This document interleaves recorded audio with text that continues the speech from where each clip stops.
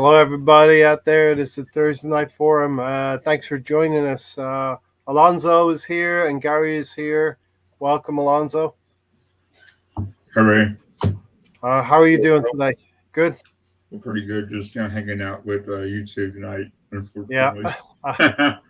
No, I mean, it's good to be on tonight. Finally have a day off on Thursday night so I could talk to you guys about Arsenal and what they've been playing lately. And Gary, how are you doing, Gary? I'm doing good. I'm doing all right. All right. Maybe Tony's going to join us. We were just talking. Maybe he got stuck at Walmart again and that churn becoming a bit of a trend. Yes. Maybe he's doing this to some purpose, pushing the Walmart thing. And Stan's going to join us a little bit later as well. But let's start off with a little bit of European chat, Gary. So we're going to be back in some kind of European competition, yet to be decided. Hopefully, top four. May the fourth be with you, all of you from yesterday. But yeah, a lot of fun. We'll talk about Champions League, Gary. Which game do you want to start off with first? While we wait for Tony and Stan to Yes, join. we'll save the best for last. Yeah. So Liverpool against Villarreal, which was actually entertaining, at least for 45 minutes, which seems to be what you get when you're playing one of these big teams, right? 45 minutes makes a difference, or we'll find out later that 88 minutes makes a difference too. But in terms of the Liverpool game, definitely 45 minutes made the difference, right? Take first half, second half.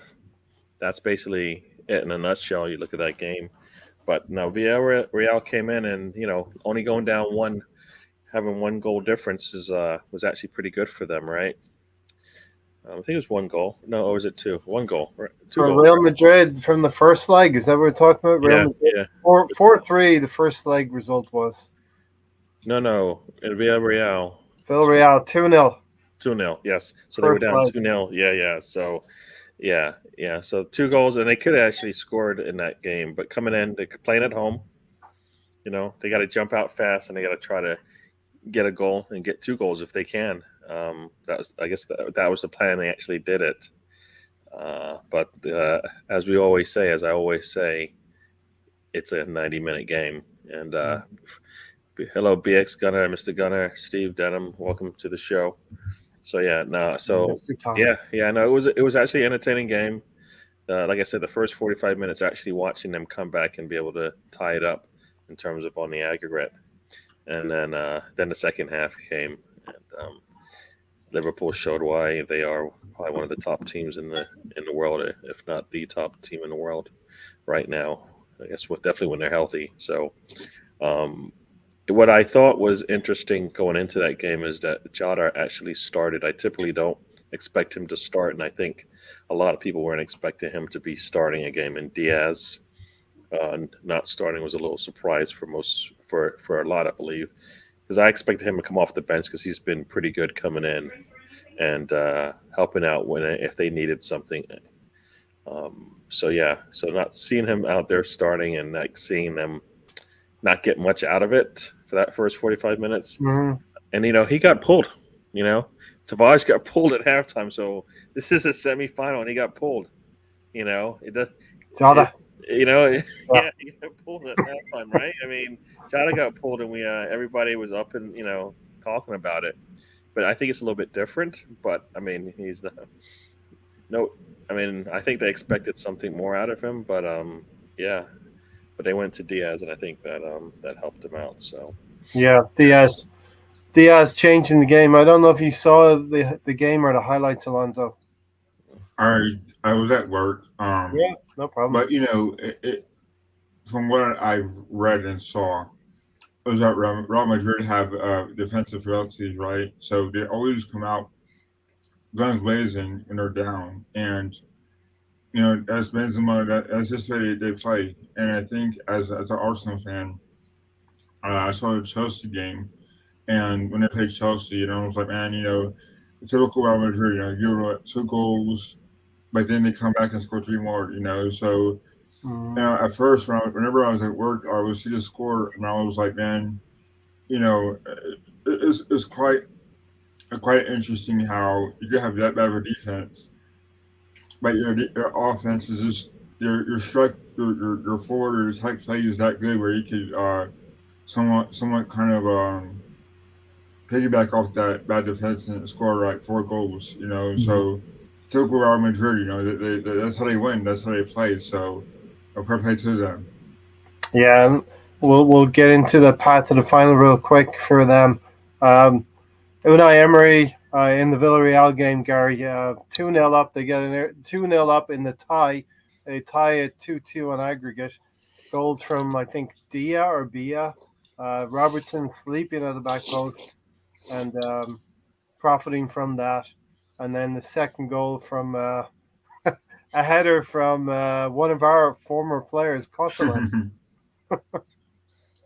Yeah, Coquelin. Yeah. Now that you remind that reminds me, Coquelin was having a game. I mean, not necessarily all for the good reasons, but he was definitely out there giving his all.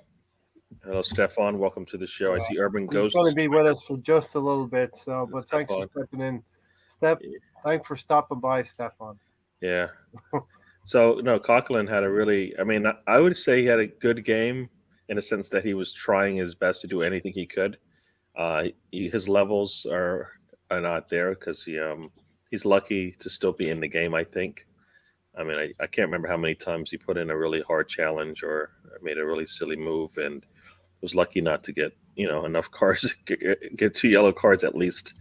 But he did help out, like you said.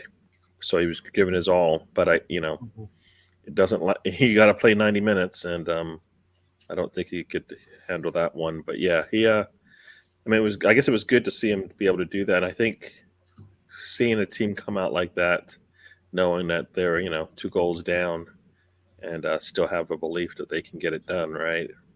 That's what you want. That's what you want. And Now you say belief, Gary. But did Unai Emery in any way, shape, or form? Because I only saw the highlights. But did he play cautious football when they got to 2-2 on aggregate?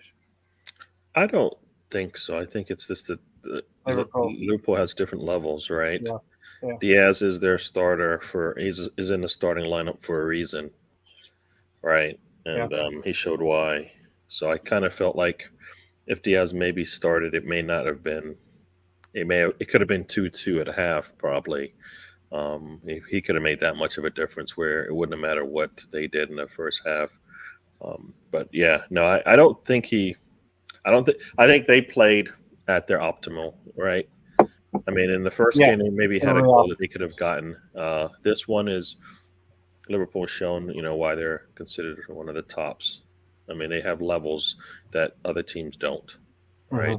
The assembled. Good afternoon, chaps.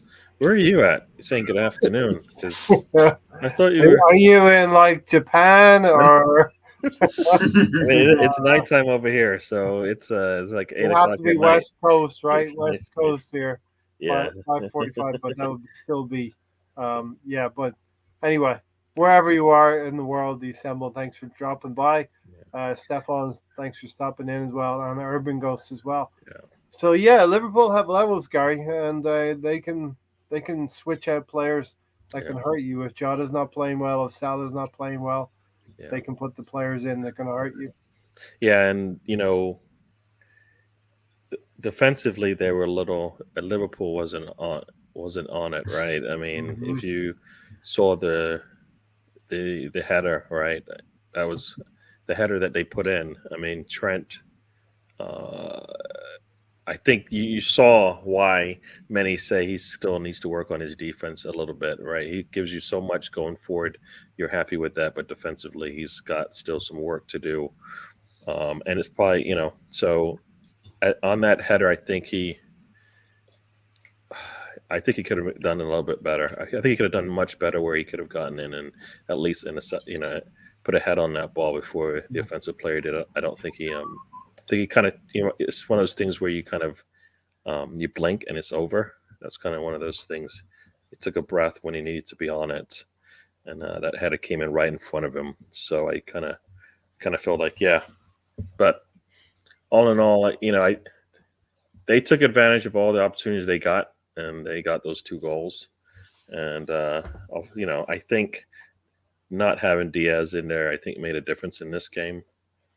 For the first half, they didn't have the same kind of fluidity that they usually have with their starters. I think when Jota usually comes in, it's a little bit just later in the game, and he's got the fresh legs. Whereas in this one, everybody's got fresh legs to start, so he's you can see the difference when they made that maneuver. But yeah, no, I think they caught Liverpool and they just took advantage of the opportunities they got. And yeah, no, it was a like I said, I was able to watch it, and it was good to see. But then you see the second half, and you're like, yeah, that's what they That's can do to you. that's Liverpool. Yeah, Yeah, yeah, 2-0 down, 3-2 up on the night. Aggregate 5-2 win in the end. It looks easy, but Unai Emery asked the questions. Stan, thanks for joining. All right. it was just quiet for a little bit. So Question coming. not really, not really. Just have to welcome you to the show first of all, and then the questions come. Stefan saying, so we hope Liverpool get their revenge in the outrageous way Real won against them in their last Champions League final. We're just having a little bit of chat about the European football stand, so I don't know if you were up to pace. Did you watch some of the highlights, the games? We're talking about the Villarreal Liverpool game before we get into the City hijinks. Well, let me tell you something, brother. Sorry, Hulkamania is just running wild. Yeah. It seems to me that Paris Saint-Germain and Man City, they're just destined to be the bridesmaids, aren't they? Eh? Yeah. You know, they're like kindred spirits. I mean, I think Arsenal will probably end up winning the Champions League before Man City will, at this rate. Yeah. I mean, and it just shows you that, all of the money in the world. And you know what made me laugh the most, though? City put out this thing about one of the reasons that they didn't get into the Champions League was a lack of squad depth. I mean, City fan, right? They got a player that they brought off the bench that cost them 100 million. I mean, you know. Yeah. So go ahead. I'm just saying. I mean, Real Madrid, they just don't know how to lose. They don't know when they're beaten. They snatched victory out of the jaws of Man City. In fact, they probably snatched it out of their belly. They'd already eaten it. It was already gone and digested, and they went in there and brought it back out. I mean, it just goes to show you, in the words of Greavesy, it's a funny old game. It is a funny old game. As Mr. Tom said, Real Madrid's Champions League path was hard mode, while Liverpool's was the easy mode, and you still have to navigate your way through the games to get there. And the best team will win on the 28th of May. But that was Liverpool, and if we thought Liverpool was entertaining, well, the next night Manchester City, my poor nephew was not feeling good. Nah, I mean, it was really a quiet first half, right? I mean, not as you thought. I thought Real Madrid would come out and be ready to go. They're at home. They either they got lucky or they took advantage of all the few opportunities that they got in the previous game, and were able to keep it one goal difference. They're coming home. They're going to come out. They're going to be all over the place. And I think they were kind of all over the place, but none of it resulted in a goal. So you're like, oh man, City's probably going to get this, right? City goes ahead, 2-goal. When you're up 2 goals, you figure, all right, you've got it, right? Similar to I think the last time they played, I think they're getting old, and their margins are slimmer than we thought, right? I mean, we always talk about like Walker not being 100%. We saw KDB in the last game getting iced up. I mean, again, they look old, right? And it showed in this game because both of them can't be any older than some of the midfielders, though, innit? Some of them are like. Well, you know what? Modric is about 58. Modric and Milner are unicorns, right? In athletics, it's not that you don't see that all the time. You don't see 37-year-olds that can handle playing in the league as much as they do, right? He's an anomaly. It's not something. It's not a normal thing. And even Benzema though, isn't it? He seems to be getting better. It doesn't Yeah. seem to be like slowing down. He seems to be like, Well, he's you know. rested, right? He's been sitting behind some. He sat behind Ronaldo, right? Right. So it's not like Okay, it's not like he's got yeah. tons of minutes on him. I mean, he's watched one of the best Yeah. go at it, and now Yeah. he's getting his chance. And like everybody else is like, doesn't they? There aren't athletes like that now, right? Think what athlete is like a Benzema right now? Like, you can't really think of any. They just don't grow like that anymore. Football's totally different. So what you're seeing from these guys, you may not see ever again, right? Modric goes out, Milner goes out. Who's going to come in and be like playing when they're 35, going, all right, I still got a couple more years in me, right? That just doesn't. Yeah. That's probably not going to happen. I think It's a shame though, because Martin Odegaard probably would have slotted right nicely into that midfielder, and one of those old men are ready to hang up their boots. But Wow. c'est la vie. Yeah, He's no, ours. and we should be, and if we can get anywhere close to that, we'll be happy, right? So we'll take some of that rubbed off on him. So we'll take it going forward, and we don't need it right now, but we definitely need it coming up soon in the next couple of years. So we'll see. It's the But yeah. Assemble Sun. As Yeah, everyone can now see, the Pep theory is flawed. City just fell apart. No, They really bubble it, Gary. well, it all depends on how you look at it. Did they lose it in the first leg, or did they lose it in the last 6 minutes of the match? Because they could have scored 6 or 7 goals in that first leg, regardless of how many they gave up.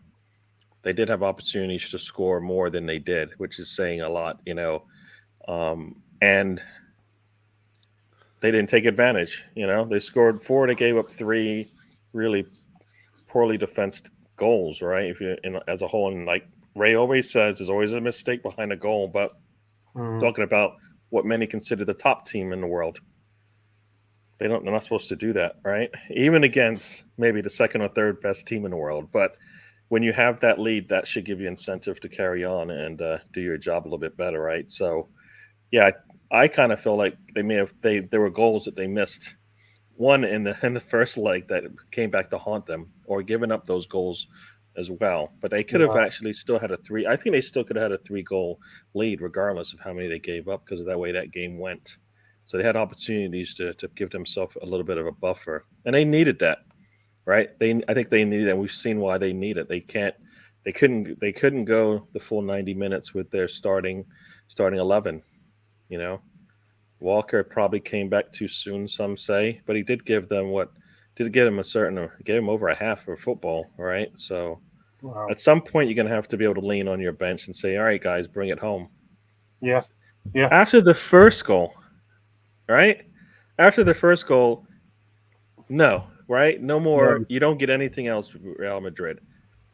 Yeah. After the right first goal, at the 90th minute, right? Yeah. So the games, and we've seen this with Arsenal, right? Whenever Arsenal's coming into the half, I'm thinking in my head, don't say it, Gary. Don't say it, Gary. Still got 5 minutes to go before the half. Don't say anything. Yeah. And That was the old Arsenal. We just did it. We just gave up a goal in the last 5 minutes of the half. Come on, stop. We just did it. Just like last week. We did it. That was yeah. That was just like last week. That wasn't even like, a month ago. Yeah. No, just last week we did it. So it's still there. And this is another case of not running through the tape, right? You can see it there, right? You've been going at this for 25 miles. Got a mile left. You can see the tape right in front of you. You got to power through it. Marathon. And they did not. They did not. They stopped for a cigarette, didn't they? They stopped for a quick fag, and then we'll do the last mile. And Real Madrid just ran past them. Yeah, and then after that, basically they were there in the headlights for the last 30 minutes of extra time. All right, so they did not look like they had an answer or a response, right? And maybe not, because the response was on the bench. I mean, Gabriel was on the bench, KDB was on the bench. I mean, yeah, many people are saying, okay, the injury to Walker, but the substitutions have taken off. They took off Kevin De Bruyne, they took off Jesus, and we see shades of Mikel Arteta doing things like Pep. Don't do things like I that. listened to a Liverpool show, and they actually said that KDB, it's probably okay for him to come off because he just wasn't playing up to par. But I think it was the fact that they pulled off so many of their attacking players Yeah. that they had nothing when they needed it. Right? And Like substitutions. yeah, Gabriel could have continued to play and at least give him a threat, but I think KDB was probably they were okay to let him go. But also, this is Man City, right? You think with less than 10 minutes to go in the game, or less than 1 minute to go in regulation, you should be able to finish it off, right?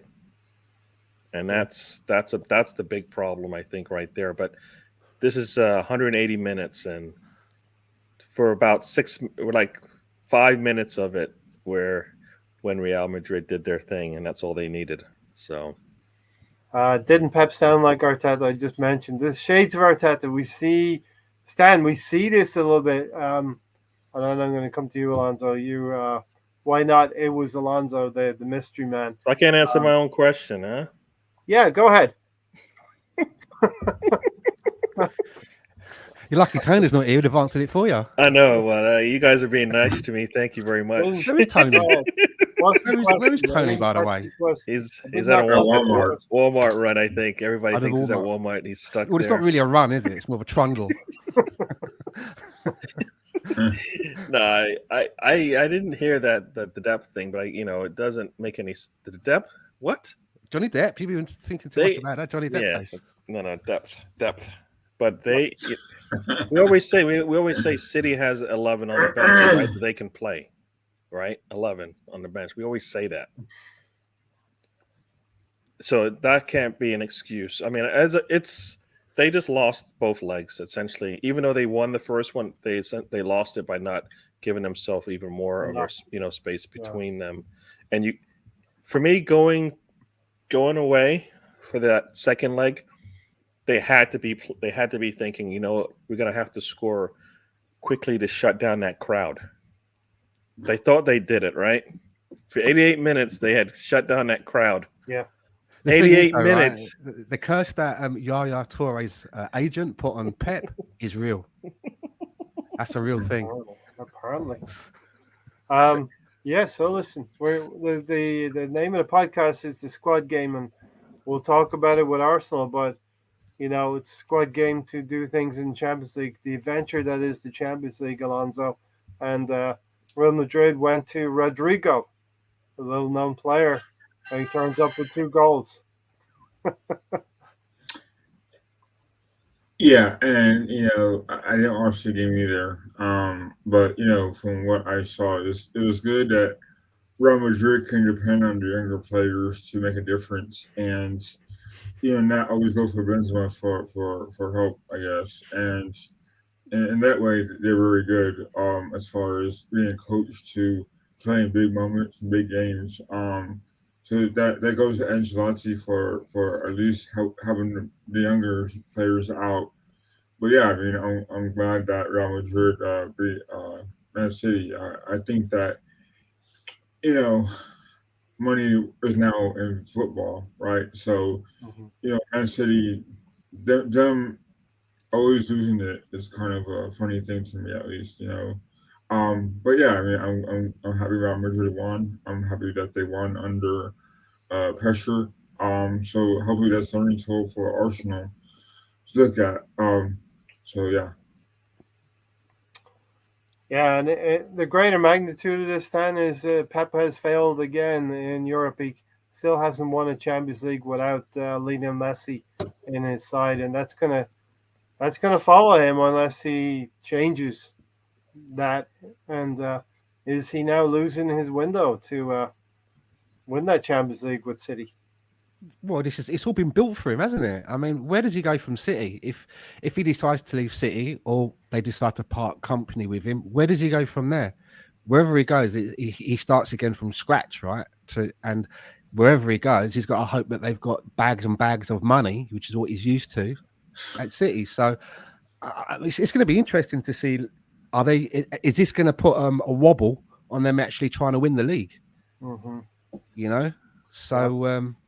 I think if you're Liverpool, surely this gives you a little bit more of a bounce.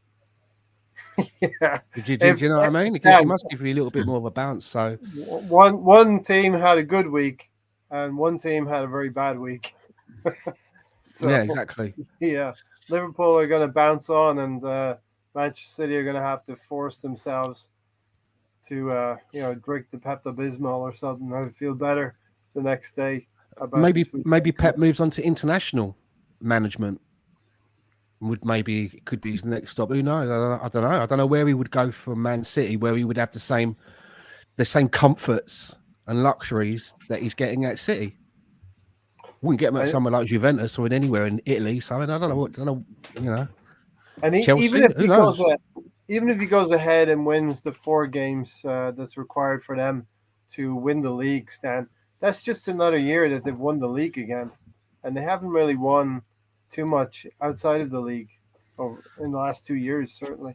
Well, the way you say that, you make it sound like it's an easy thing to do. We haven't been anywhere near that in ages. It's still difficult to come out on top after 38 league games. Yep. You know, and to a certain extent, I think it's harder to win the league than it is the Champions League. 100%. You know what I mean? So yep. It's going to be interesting to see what happens, but it is funny. Do you know what I mean? It is quite funny. All that money that they've poured in, and they just can't get that little prize that they want. So you know what happens now? More money. You know, we've got Haaland coming in apparently next season. Yeah. You asked the question, what happens now? It probably means they go for Haaland. Gabriel Jesus, does he want to sit behind Haaland? I mean, is the Haaland thing a done deal, or is there still time for Haaland's agent to get on the phone to Carlo Ancelotti and say, "What's going on? How you doing? I hear Karim Benzema needs a bit of help. He's getting on a bit. You never know, right?" Until they sign on that dotted line, nothing is done yet. And also, like, I think Stan was saying that, or maybe Gary, how older they're going to get, right? You see Kyle Walker always getting hurt now. You're seeing Kevin De Bruyne always getting hurt. Like, something's going on with them all the time. It seems like. So they're not getting any younger. And Raheem Sterling is the same way. And I think that the only guy who you have to lean on is Phil Foden for longevity. So, you know, that's also a thing to look at as well. Yeah, definitely. Stefan makes a good point here, Gary. Pep needs to learn how to have a bastard element to him. Can see him returning to Barca at some point. He doesn't seem to turn the screw. Like his team's in the ascendancy and they don't push home like in the first leg. Yeah, I mean, I think, but you know what? He can't.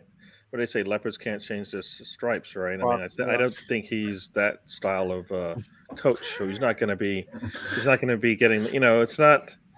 That's not the style of play that he expects from his players, right? I don't know if that was a good analogy, right?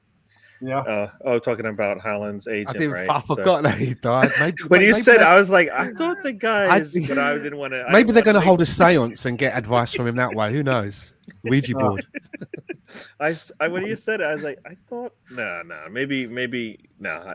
I don't want to call you out anyways, but I guess Mr. Tom doesn't really care and just he doesn't give a fuck, Mr. Tom.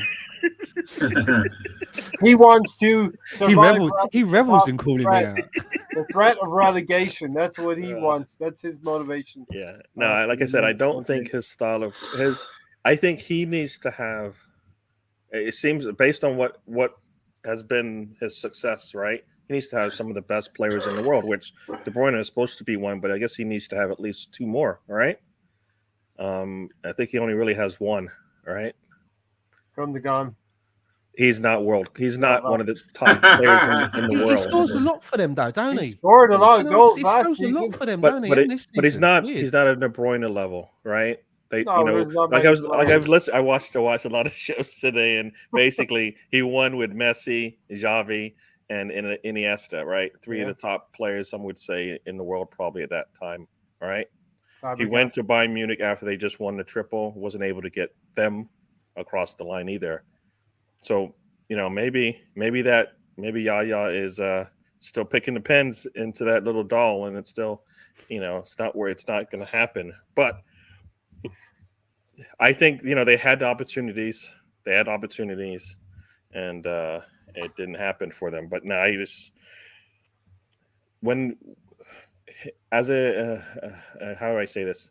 In his career, even now, he's still one of the top managers in the world. Even with all this, the only thing he Yeah. doesn't have is he didn't get City across the line. That's it. But in general, there's not too many managers doing better than him. Like when you look at the list, he's right there, maybe top 5, definitely top 10. All right, because he's won it. Yeah. He's won it twice, right? And that's So why they're going to stick with him. He's not getting yeah. fired, right, Gary? Oh, no, there's no. How do you? Unless they bring in a. Well, think about this. If Ancelotti were to win, he's going to have 4. Guess how many people have 4? Not a lot, I don't think any. right? So, Yeah. so he's so he's in a class. He's in a really small group, having 2. So, I think it is unfortunate that he's not able to get City through, and they're throwing. It shows you that it's not about the money, right? Like, think about it. If City had a Milner on their squad, maybe, right? Yeah. Maybe, because that's what they need. Somebody And to come in there like that. Fernandinho Yeah, helped them in the last round as well to get yeah. past Atletico Madrid. But he's getting up in years as well. And yeah, exactly. Like, and, everybody's going after Grealish, saying Grealish this, Grealish that, but many people think this was his getting used to Pep year, basically getting used to Man City Right. football, which Just betting in yeah, here. yeah. Yeah. So, which sounds crazy, but as we've seen it, he's just not ready to play for them. Like, he's not got the trust of the manager where they're going to put him in and he can play the way he wants right now. So This all sounds familiar to us. yes, it's just different levels, right? Yeah, Their different. levels is they're missing out on Champions League trophies. Our levels, we're just trying to finish in the top 6 of the league, right? So Right. different levels, but Yeah. the same kind of set of goals and issues that they have to deal smells with. it smells suspicious of a la Pepe and Arteta, Grealish and Pep. What do you think, Stan? Sorry, the cat disturbed me. It's what? Sorry. It I just smells suspicious what we're talking about. Pepe not trusting Grealish, Arteta maybe not trusting Pepe, and of course, they did sit together for a number of years on the Why side. did they buy him then? If they don't trust Grealish, why would you go out and spend 100 million on someone that you haven't done all your homework on? Whether he does his personality is right, whether he fits the way that you play, all of the things that you're going to do. I mean, that's their own fault then, isn't it? Specificity. I mean, that's their own fault. It's a little bit different with Pepe, for example, because Arteta inherited him, right? So it's kind of a little bit different. It might, but Grealish was a Pep buy, and they fought tooth and nail to get that over the line and get that deal done. Yeah. And he's on the bench. When Harry Kane was 150 million maybe and unobtainable, Alonzo, they went for Grealish because City could. And that because Jack Grealish was on England's side that was in the runner-up for the Euros. So there's all that. Because I know Arsenal did the same thing with Ben White and Ramsdale. They didn't play much, but they were under the team. So I think all those England stars got some kind of benefit of the doubt that, okay, well, we're going to pay this much. They're going to pay the fees, right, to see if they could join the new clubs. And it worked out. Well, it worked out for us, not so much Man City, because Man City bought for want, and then we bought for need. And in the case of Jack Grealish, well, it's a different system, different environment. So who knows what happened there? But I think, Jack Grealish, I wanted him at Arsenal, to be honest with you guys. Yeah. But, with the way Man City had worked out, it seems like promising for Jack Grealish. And in a way, I felt bad for him because he went there to win the trophy. Well, he went there to have some playing time. But it's not possible because Man City are just that good. Yep. Jose Treble enter with Fire Milito. Um, yeah, so look, that's the Champions League final now. We got a well, it's not City anymore. They should be in there. Real Madrid have survived a Chelsea, and they survived a City, and they're in the final now, Gary. Yeah, and they just shows you that the game is 90 minutes, right? And got to play all the way And through. it's I mean, that's really like you said, it's not about how much money you have. It really is a yeah, premier cup competition, right? yeah, yeah. No, I mean, I saw some comments in there about Grealish. He didn't play bad. No, he almost scored a couple of times, but almost doesn't work, right? If you're But that close, you may yeah, as well be. yeah, Yeah. yeah. And you know what? Anybody that you spend £100 million on, if they can't start for you, I Mm. don't get it. Like they brought players in that cost them nothing, and they're starting for them, or they lead they rely on them, right? I mean, so like you said, they didn't do their homework, and many talking about they needed a striker. I don't know, a striker maybe it helped them, maybe it would have helped them, but I mean Mr. Self. they had more than enough opportunities to score. They just didn't Yeah. work, and they had a couple of few. They had less opportunity. They had less time to go in there and just shut it down and say no more goals for you, and they didn't do that either. So it's twofold. Everything was, which is bad about the Mr. result for Tom. them. Mr. Yeah, Tom said, I think Pep vetted Grealish by asking, is he a striker? No. yeah, Great. We'll have him. yeah. Do you think it's a question where they're at that level where they've got so much money falling out of all of their pockets and they wanted to spend 150 million large on Kane, and that didn't happen? They were panicking. They were like, well, we're being expected now to bring in a big marquee Yeah. name. Almost Who like can we a get? What's the Galactico. easiest one that we can get at the minute? Jack Yeah. Grealish, English lad. They'll love that. Drop the 100 million. It's very like the Galacticos in Real Madrid, but just in Manchester City. At Manchester. City buying Grealish instead of a clinical striker, said Stephen Dedham, is a baffling. Um, honestly, Brownie, I'm gutted. Yeah. So, Nah, yeah, Grealish did play well.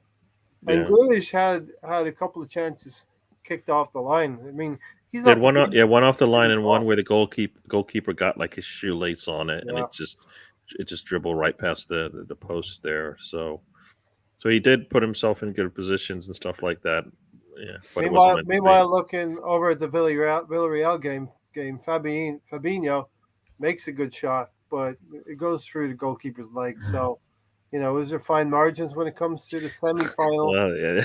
See, they're going to be looking for a goalkeeper after that, because the goalkeeper basically, besides that goal, I mean, I think at least two of the goals were suspect as far as whether or not it was the goalkeeper's fault or he could have done better. Well, But yeah, I think he's probably having a hard time, because especially like you said, that first goal going between the legs. That's just, I yeah. mean, And that when you was see it, you're like, He got carried. no, man, it didn't go through your legs, did it? And it's like, yes, it went through his legs. It's like, He was wow. carriest. Arias, yeah. Can anyone remember why Guardiola left Barcelona? No, it's a bit hazy Cash? to me. Was it cash? Big bags of cash. Deutschmarks. Pep put less homework into Grealish than Stan put into knowing if Haaland's age in his life this week. Well, I didn't know I was coming onto the Champions League fan circle this evening, so Well, we're gonna switch tracks. We're gonna get on to Arsenal very soon. Oh, now he's calling you out, Ray, on Who's that, national podcast.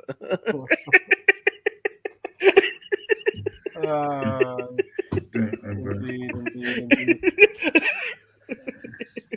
Pep left Barca for a new challenge. Says Stefan.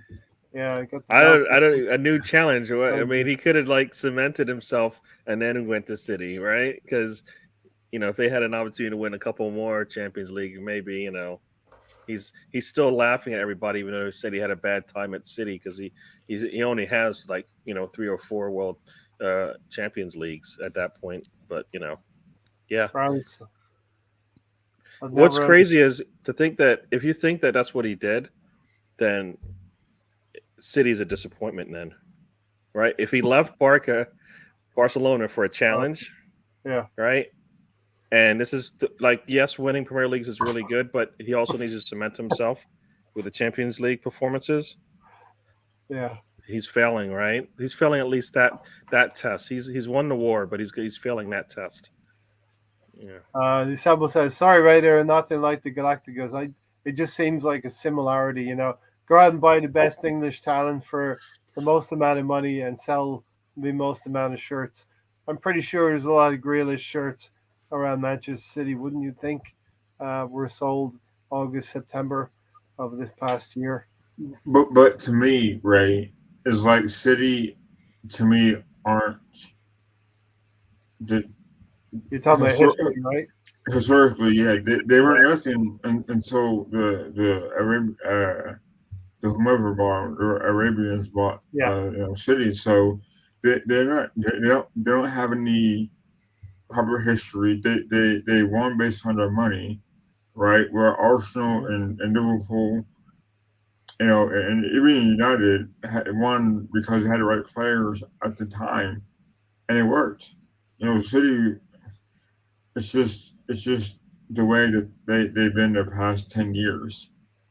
And Chelsea as well. They had no history, so in my opinion, now the only people who support City and Chelsea are either they've been fans their whole life or they're youngsters.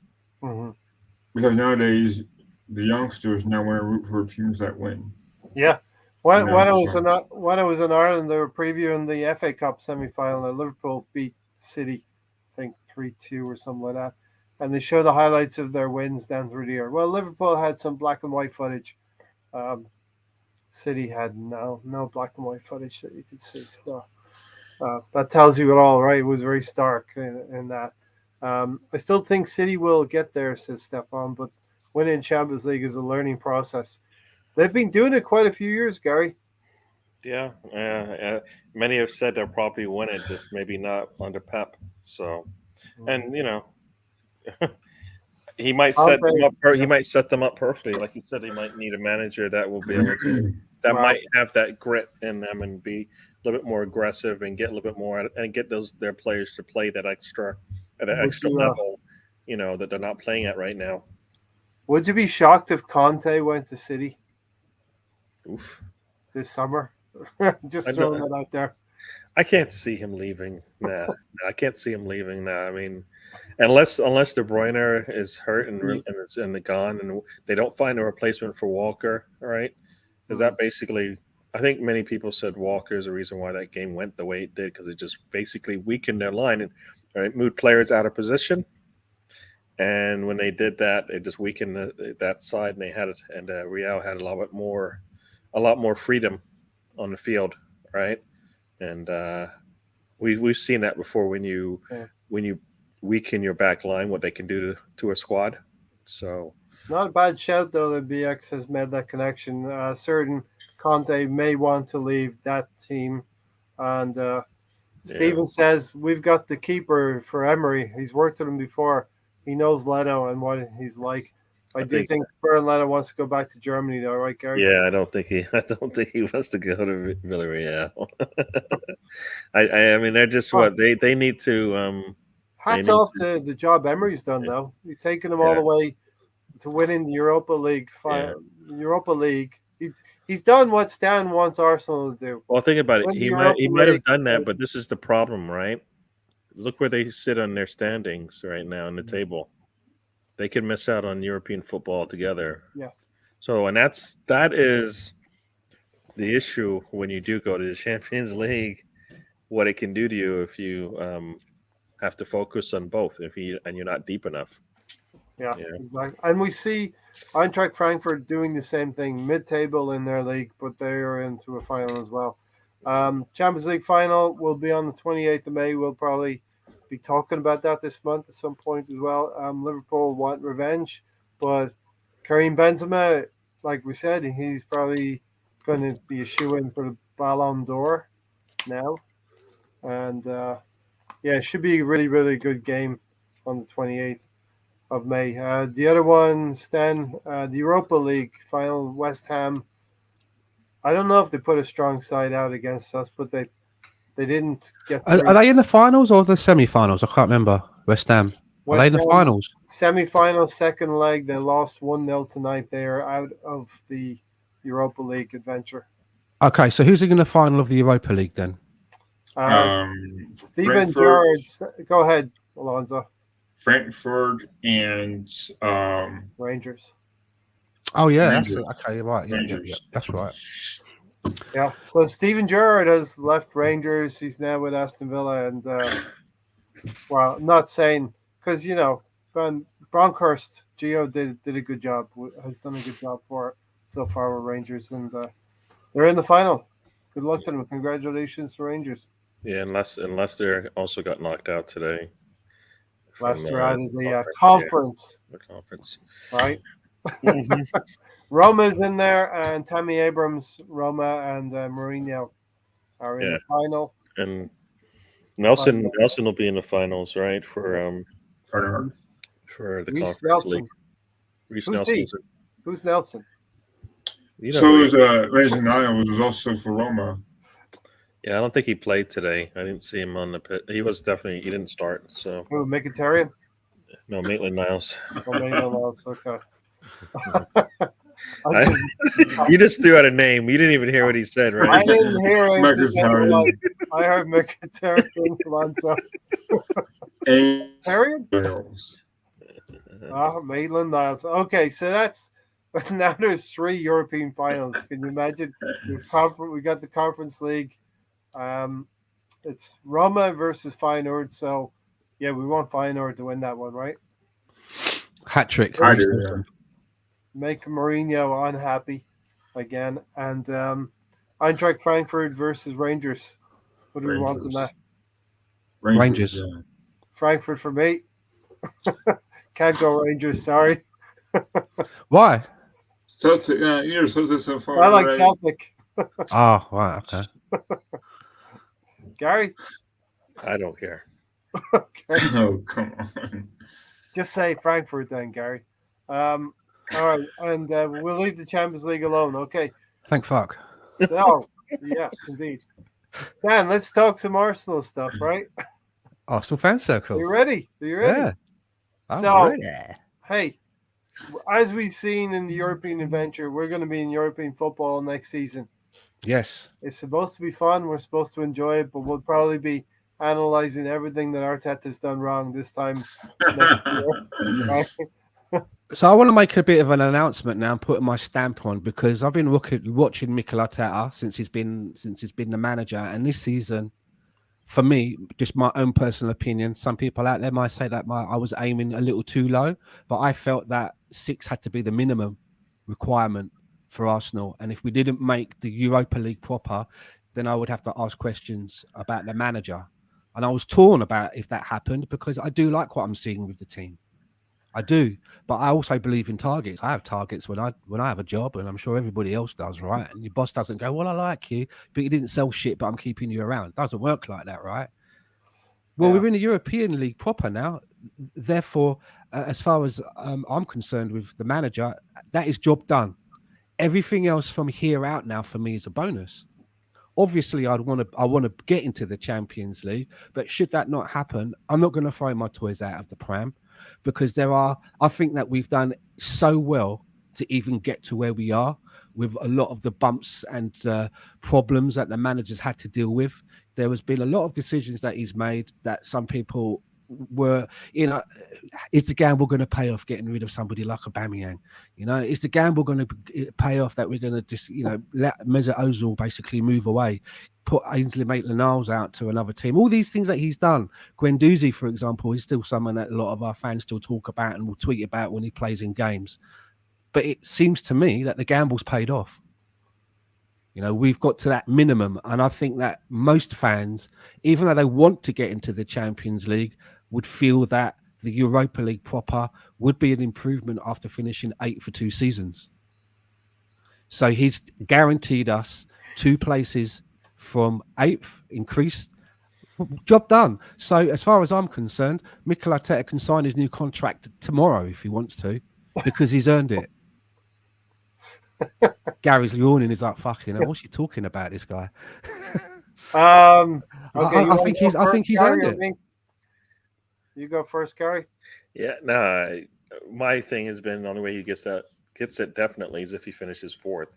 I think top six means he doesn't lose his job. But I think they seriously will be like, yeah, we're happy. You want to give him a temping contract on like a 0 hours contract or something? No, I just feel like you said, I kind of felt like they were, um, hoping that I think they didn't take they were being risky in what they were doing, and when they could have, I think, been a little bit more reduce the risk and maybe increase their chances with some of the maneuvers that they could have done. Right, that's what I think, and I think those are the margins. I think that we need to stop walking that line. All right, we need to stop walking that line. I think we need to just cross it and like say, you know what, we're going to give our team the best chance to win. All right, because now, say we do so you get into European football now. We can't like go through another like January window and not bring somebody in when we know we need to. Right? We needed to bring somebody in January, regardless. We needed to make things a little bit easier on ourselves. We've been lucky that the injuries and the sickness and the cards have not been an issue, right, so far, and we guaranteed ourselves top six. So we've bettered ourselves than the previous season. So we'll take that. But we didn't. I don't think we needed to. I mean, we've thrown money after bad over and over again. I don't think they would have brought. They could have brought. I think they could have brought somebody in January that would have been a benefit to the squad. I believe that. I definitely believe that, and it may have helped us as well. But so far, yeah, yes, they've got it done. But I don't think this is not a recipe that you want to continue to follow. It's not a process that you No, want to keep going down. I don't think it's not repeatable, right? We don't um, want to be in a situation again. yeah, we've made mistakes throughout this season. Uh, Preseason was not a good preparation. Coming to Brentford, we had issues away from home at Brentford, losing to Chelsea and City. Bad stuff, but we've recovered really well, and we are. I think we're the only team that has lost 3 games a starting season and will finish in the top six. Never happened, has No it? one else And has I done think that. we'd finish top four. Well, I think we'll be the only one. So yeah, Yeah. So those are testament to the way the team has gelled, unified, come together, and some of the bad apples have been found throughout the season and eradicated, moved on. And listen, we took a risk, yes, not doing anything in January. And I'd still like to go on now and But secure I'm that glad top that we didn't four. make a knee-jerk move, right? Oh, we can't get Vlahovic. We can't get Vlahovic. What are we going to do? What are we going to do? Shane Long. no, but that's Brings that's the around. You know thing. what I mean? I don't But want any of that. There's, But there's that's not how our team really does their business. They don't go, you know what? If Dusan isn't there, then that's it, right? You have more than one option. You have more than enough options that you can go down if at first But it's a you two-way don't street, succeed. right? You might have a B, someone on the list that's okay. If I can't get him, I'll get him. But they have to be available. And January is not an easy time for clubs to say, yeah, we'll let this guy go because they want to get somebody else in, right? So I actually could they maybe have tried harder? I don't know. We don't know how hard they were there, trying. Maybe they there's a were rumor, trying, Stan. but There is a rumor that the hierarchy said no more expenditure. We spent all this money in the summertime, and if you weren't going to get your primary target in Dusan, they weren't going to sanction paying anymore in January. That's the rumor out there. You know. but they're still gonna release funds for the summer, Yes. evidently. A lot of funds as well. It, Well, we keep talking about looking at the big clubs and how they do their business, right? We keep Mhm. saying that. Well, the big clubs went out and got brought players in January. Some of them, all right. I mean, and Um, that's what you do. I mean, Yeah, so for me, so we are far behind them, but the only way we're going to catch up is if we get the numbers up, right? yeah. We don't even have enough squad to go through another season, right? We know that now. We're even worse now than we were going into last season. Knowing what we know now, we don't have enough. So I kind of feel like yes, the Dusan wasn't your number one, but you can't tell me there wasn't either a squad player that you can bring off the bench that wasn't also on the list, right? Or a player Yeah. that you're going to take a risk on Look, anyways. then we end up with a Lucas. What's that guy? Remember Lucas Perez? Can you imagine it for Yeah. him? Arsenal have come in. Arsenal are buying. He packs his bag. He's like, I can't wait. I'm going to be playing for fucking Arsenal. Gets to Arsenal and the manager's like, I never really wanted you, mate. I just got you because I couldn't get anyone else, and I'm going to put you out on loan as well in a season's time. Well, see, and you're taking the worst case scenario, and I'm trying to tell you that there's got to be more than you. There's enough players out there that could have been available. I believe at least you're one that you could have brought in. But maybe not what they wanted. Do you know what I mean? Not what there were probably other players, but none that really fitted the profile. And maybe the ones that fitted the profile, they had talks. I mean, I've been talking to Jonathan David's people from before the transfer window, right? So there's talks, but you have to, even if the player says, "Yeah, I like the plan and I want to come," if he's under contract for another few more years, then you've got to go to the club. And the club will give you an indication whether it's even worth picking up the phone for a conversation. You can tell by the club's posture whether it's worth even ringing them. And I just think sometimes in January, a lot of clubs are very hesitant to lose a very good player if they don't think that they can replace him quick enough with something equally as good. There's a few. Think about it, you're looking at Kula Chessie or Kula Zessi, Kulusevski, he's and then on loan. you're looking at Luis Diaz. Bruno and Diaz, three quality players that all left. So to say that good players aren't leaving that's a fallacy. That actually did happen. But I think here's Contributing Okay, contributing to their squads and performing pretty well, right, in the Premier League.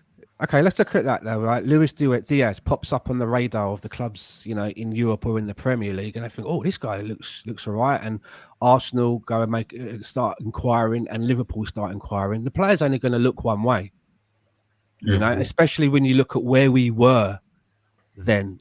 We were far off even knowing whether we were going to get into the Europa League. I think it's in that situation. I think we all know that the player would probably go to Liverpool.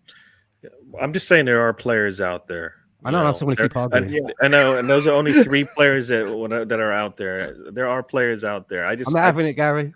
No, I think there are players out there. All right, well, listen. Yeah. Danny Ceballos, good one. You assembled. Me and Danny Alonso can bring Ceballos, some man, balance. another one. Me and Alonso can bring some balance to this Balance to the force. conversation. Balance to the force. Gary, I think you're right. There are players out there. Liverpool went and got it. I think Stan is correct. Arsenal maybe didn't have the stature behind them. These players are not sure about what we're doing. Even Wynot wasn't sure that Arteta's improved throughout the season. I think he has, personally. Why not? The thing is, these players are not sure. The Spurs had a look at Diaz. West Ham had a look at Diaz. And Liverpool said, hold on, we're not going to wait till the summertime now. We got to get this player in January. So they went and got him. So that was the circumstance behind Diaz. Yes, the player was available, but the other thing is Liverpool didn't spend all of their money in the summertime. Arsenal spent a lot of money in summertime, and I don't think they were going to spend it in January. And it was it has been a calculated risk till now. We've gone through Balogun, Aubameyang, Lacazette, and now we're on Eddie and Nketiah. So, Alonso, where do you stand in all of this? Well, I think we were playing on a thin roster to begin with, and if we make top four, which we probably will, you go look like this. That was a risky move because we didn't really have a proper striker, or we didn't have a striker that could score goals. We didn't have we were kind of unknown because we didn't know quite where we were at as a team because we were still in the Europa League kind of talks, but we didn't know where we were at because we were struggling to beat Liverpool. We were struggling to beat other teams as well. So there's that unknown. And then, at the time, we weren't really a viable option to some teams because like with Gary and Stan were saying, was going to go to Liverpool or Arsenal at that time. And, just go back to Jack Grealish, it's like, why would you want to play for a team that's stacked with talent? But then you don't want to go to a team like Arsenal or West Ham or even the other club down the street just to get playing time, or you want to ride the coattails of other players on Man City. So there is a disparity there to where, of course, lesser known names want to join the Premier League and join City or Liverpool. But hopefully we get a player that wants to do an Arsenal to get it to get playing time for one, and then also help us become title contenders. Yeah, and that's the thing. As my caption says here down here, Arsenal European football in the top four. It's just a step in the right direction. No fan wants to just get top four. No Arsenal fan wants to just get top four continually for the next 5 or 6 years. It'd be nice that we're going to be in the Champions League, but it's a means to an end. We get into the top four consistently every year, so we can be in the Champions League and we can go on a European adventure. And the intention has to be to try and win the Champions League as well. The intention has to be to get better, improve, and mount a league challenge against who knows if Manchester City's going to implode. But you have to be in it to win it, right? I think we're laughing because if we get, we're in the Europa League now, it gives these players a chance to go on a journey together in the European competition. Who knows? We could even win it. It's not impossible. We've reached a final before with a worse team. If we get fourth and we manage to get into the Champions League via the playoff, because you still have to have a playoff full spot. No, I thought no. Okay, well, if we get into I think England football doesn't have that rule. Okay, well, if we get straight into the Champions League, and even if we have a little run on that, and then we get knocked out, there's a chance that we get knocked out and go into the Europa League at a later stage, right? Again, could be another opportunity to continue something going on in Europe with this team.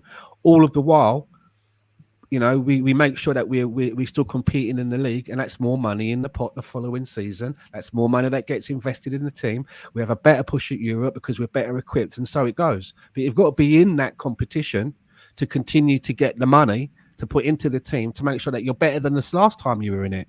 So I'm really... I know what I'm saying is making steam come out of your not's ears.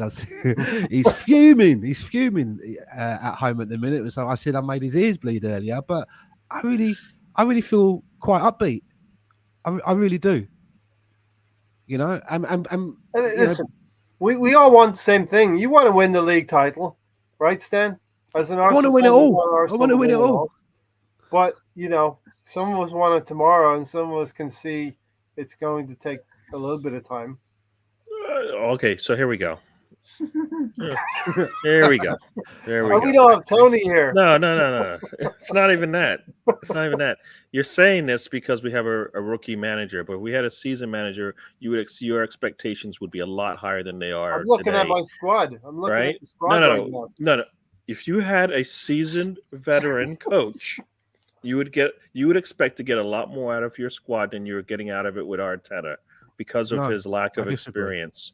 I believe if Antonio Conte was our manager and we had the same squad with the same money that had been invested, with the players that have been, moved away and how short the squad are, I would have still said that my minimum expectation would be the Europa League, 6th place. And I think that, 200 odd million that we invested in the team, I'm only asking for 2 places increase up the table because it has to be baby steps. However, there is an opportunity that we might do higher than that. We could finish 5th, 4th, or even 3rd because Chelsea don't seem to be having such a good time of it. For me, that's all a bonus. So even if it was Conte, I would have been going, well, we finished 6th because it's Arteta. But if we had Conte or Pep, then I'd be expecting 2nd. I still think that the team and the way that it's, how small that team is and how young they are, there's still a lot of learning going on. I disagree with that. I believe you're Fair enough. gonna get a couple more places with a much better coach. You get the best manager out there. You're telling me he won't be able to get you 2 spots higher in the table? If we're getting fourth with Arteta, you're telling me you go out there and get the best manager that you wouldn't expect to probably be able to get second? No, it's But possible. you don't have the Based same on- playing no. personnel. If we're gonna talk about think about it. Arteta has never done this before. If I go out there and I get you a manager who's done it for 10 plus years, has actually won trophies, Pick one, Gary. comes Pick in. him, It doesn't pick him. matter. Pick any manager that's won a No, Champions you League, pick- any manager you that's pick won a a manager. Premier There's League. It plenty of doesn't matter. Plenty of It doesn't managers. matter. Pick plenty one of of them. managers. They've all done it before, and they've all done it with a squad where Not they had all to of them, build it not up. all to They're- the same level. There are plenty of managers, and some of them are a lot more experienced than Mikel Arteta that have never won a League Cup. I didn't say Or that. an You just FA said Cup. you actually Sorry. said go out there and Pick get one. one of the top managers like Conte, who's actually won something, and you're trying to tell me that he couldn't do All right, so a let's much better pick job Conte, than what okay? Arteta is doing with this squad, based on if he got the same. He wouldn't get the same level of players bringing in. He pick would do something different because he Antonio- would He's know. got a more experienced team at the moment that he's managing, and they're struggling. Gary, They're not above us. They're not Let's flying pick- past us in third or second, are pick, they? Tottenham. They've got Antonio. Son and hang on. They've got Son. They've got Kane. They've got a lot of players that have been more established Yeah, at playing together. that's who I was gonna say. They're more established at playing together than the Arsenal team, and they're below us. So, I'm not saying it's impossible, and you make a point, Gary. It's not impossible, but Gary, do you think that Tottenham is better than us in this year? Better than us. Do you Choose your think words the carefully, Do Gary. you think the Tottenham team? is I've better never than said us? they're better, so it's not. It's a silly question. It's like, why are you asking me that question for? That's just a really stupid question. You don't ask They Arsenal. have a season. They manager. could win every trophy in the world. I You're still not hate them, listening. and they suck. It doesn't matter. I don't No. like them. I Well, don't like they them. have- they have- I don't even call them by their name. Come on. They have a world-class manager, right? Yes. Okay. And is their team better than Arsenal's team? I'm On not, paper. never going to say that. So stop it. It's not even worth your time. Why are you wasting your time? I think the way you're saying, if the only difference in this whole scenario was we had a more seasoned manager, you're saying we wouldn't do that much better. And I believe I definitely disagree with that. I I definitely don't think disagree we with do that. much better because the manager doesn't go out on the field and play. The players go out on the You're field. kidding me, right? We've sat here multiple times sitting in a game going, when is Arteta going to make this adjustment? When is Arteta? Is he going to put Xhaka on the back line again? No, he won't do that. Come on. We talk about this over and over again. All these silly little things that he does. Yes. There is no way a seasoned manager would look at the squad and go, you know what, Xhaka, when we need a left back, I know you got it. Nah, they wouldn't do that. Right? Well, I don't know. I mean, Pep plays a striker on the wing. I'm just telling Plays you. a winger as a striker. I mean, that's fair point. Okay. I just, That was- like I said, I that was felt like one game this season, Gary. That was one game. Yeah, this but season. he did it again, and it failed the same way it failed the first time. Yes. Come on, how many times do you agree. need to get punched in the face? Are you to know telling that me it's not gonna Conte? work? Are you telling me Conte, if he was in charge of Arsenal, wouldn't make a mistake in one game this season? That's not what I said. You said. We're talking about. I'm giving you one example. You want me to go through all the examples? Yeah, where and I gave Arteta's you one screwed up? example. I gave you one example. Yes, he's going to make mistakes. He does Well, make there you mistakes. go. It But evens out. you can't. No, it doesn't even out. You're telling me that the quality of the manager is going to equal the same thing? Stop it, Ray. That's like saying if you bring in Messi, that you're not going to get something better out of him. That's not true. You bring in. No, come on, don't even. All Come right, on, please. We'll Right? move on. We'll move on. We'll move on. I mean, We're not going to get anywhere here. We'll move on. Okay. No problem. Louis Van Gaal, world-class manager, didn't work out well at Man U, though, did it? Doesn't always work that way. But Gary does have a point. Like I said, I just don't. I can't. Because I tell you what a good example is. I mean, look at Chelsea with Frank Lampard, and then they brought in Tommy Tickle. Different. I get that it can be like that, right? He had basically the same tools to work with that Lampard did. He was able to sculpt a much better statue with it than now. Lampard I will was. say, Stan, But that's because Lampard's shit anyway. So. Mikel Arteta is somewhere between Lampard and Tuchel. He's somewhere in between there. Man, that's a don't know. wide. Whoa. That's a huge. That's fucking hell. Well, that's like what is wide, they? isn't it? They're both managers. Just say that because that's all you really just said. They are both managers. That they have the same title. That's all you just said. Basically, it doesn't mean I said he's better than Lampard and maybe as good as Tuchel, but we'll know. We'll know in a as few good as years. Tuchel. No.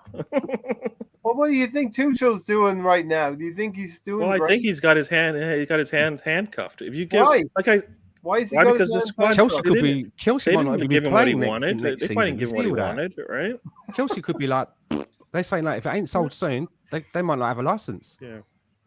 Anyway, let's get this back on track. Gary and I will disagree. Yes, you're going to get points. You're going to lose points. It's very. What does that mean? What you're trying to do is compare Arsenal now versus Arsenal 20 years ago, I am not the comparing it because Liverpool I don't team. know anything about Arsenal 20 years ago unless I read it. All right. So, Right. and I tell you this all the time. I tell you what I see, and this is what I see, right? And I'm looking around at all the landscape of football right now, and that's what I'm looking at. Drama. It's not a drama channel, Stefan. It is just real fans having real conversations. How different is this Realize- conversation than any other conversation we've had? Come on, I'm not- Stefan. If Chelsea drop, we're guaranteed third, says BX Gunner.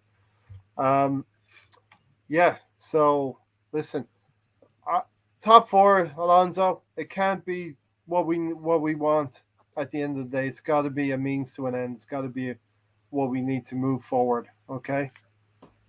Yeah. Yeah, I mean, back to what Gary and Stan were saying, I just want to elaborate a little bit. Whenever we got Arteta as our coach, it took a big risk. And Arteta took what he had, with the knowledge he had from Pep, and he took all that knowledge from Arsene Wenger, and it just takes a little bit of time. Maybe it doesn't suit everyone's needs, or maybe it took time for him to have struggles, right?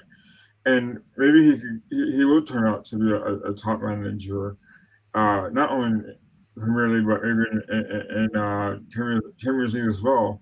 So with that said, he could be a legend just as much as Arsene Wenger was.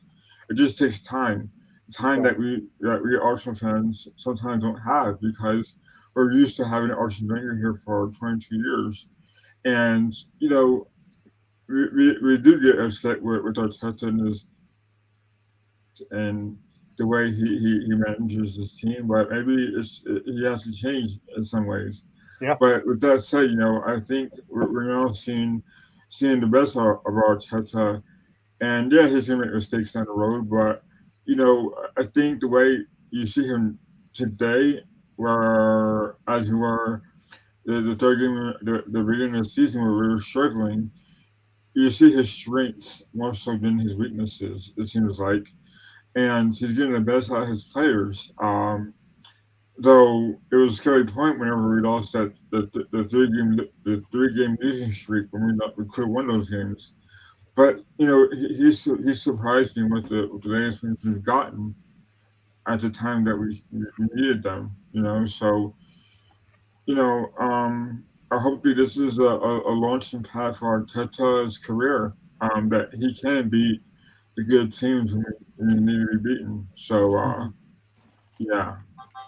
And look, the Assemble has accused me of only putting comments up that support my argument. That's not true. I'm putting comments up here from Why Not. I'm putting comments up from everyone. So that's a bit of a dig, bit of a low dig there in the Assemble.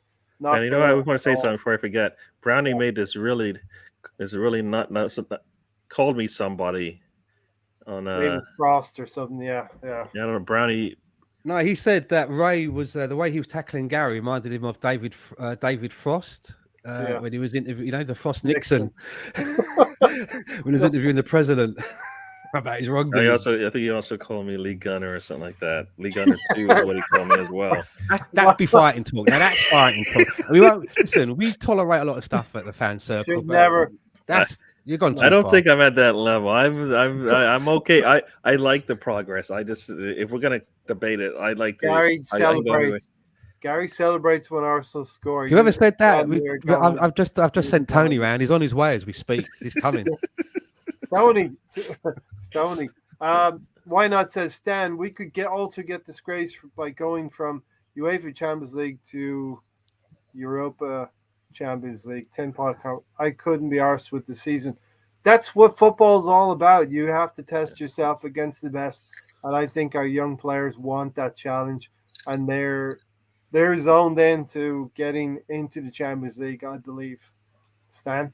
Yeah, I mean the key word in that is could. We could come out of the Champions League, go into the Europa League, and we could win it. We just don't know, do we? I mean, look at Man City. They thought it was nailed on. They thought it was all nailed on. Yeah. You know, the champagne in the dressing room was coming out. They had it all ready for the players to come in to spray all the champagne. No, not at all. Not even Lucasade. Nothing. Stephen said Lampard doesn't have a clue and built a team that won the Champions League. Look, Arteta is probably going to be in the close cover your ears now. Reminded me of Arsene Wenger then. I thought it was going to go, Luca. Arteta is going to manage Arsenal next season in the Champions League. It's going to be a whole new bag of tricks, and we're all going to be here to watch it and critique it and applaud it. Whatever happens, it's going to be an adventure.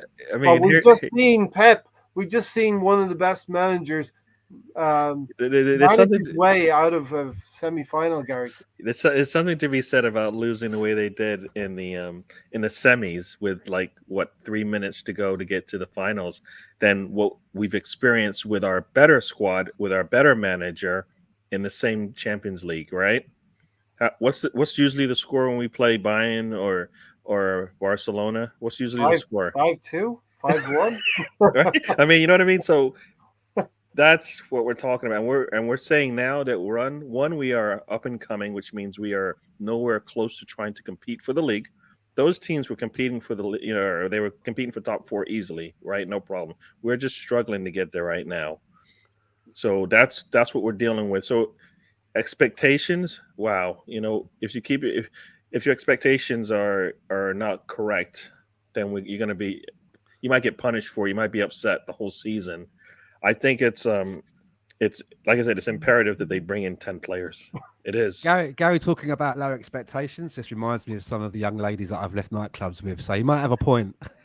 Yeah. At the end of the night, said, there's nothing else available. We really need Tony. Apparently, we really need Tony here to bring more balance. Law and order with Tony in the house. Yeah, there we go. This show is chaos without Tony to maintain law and order.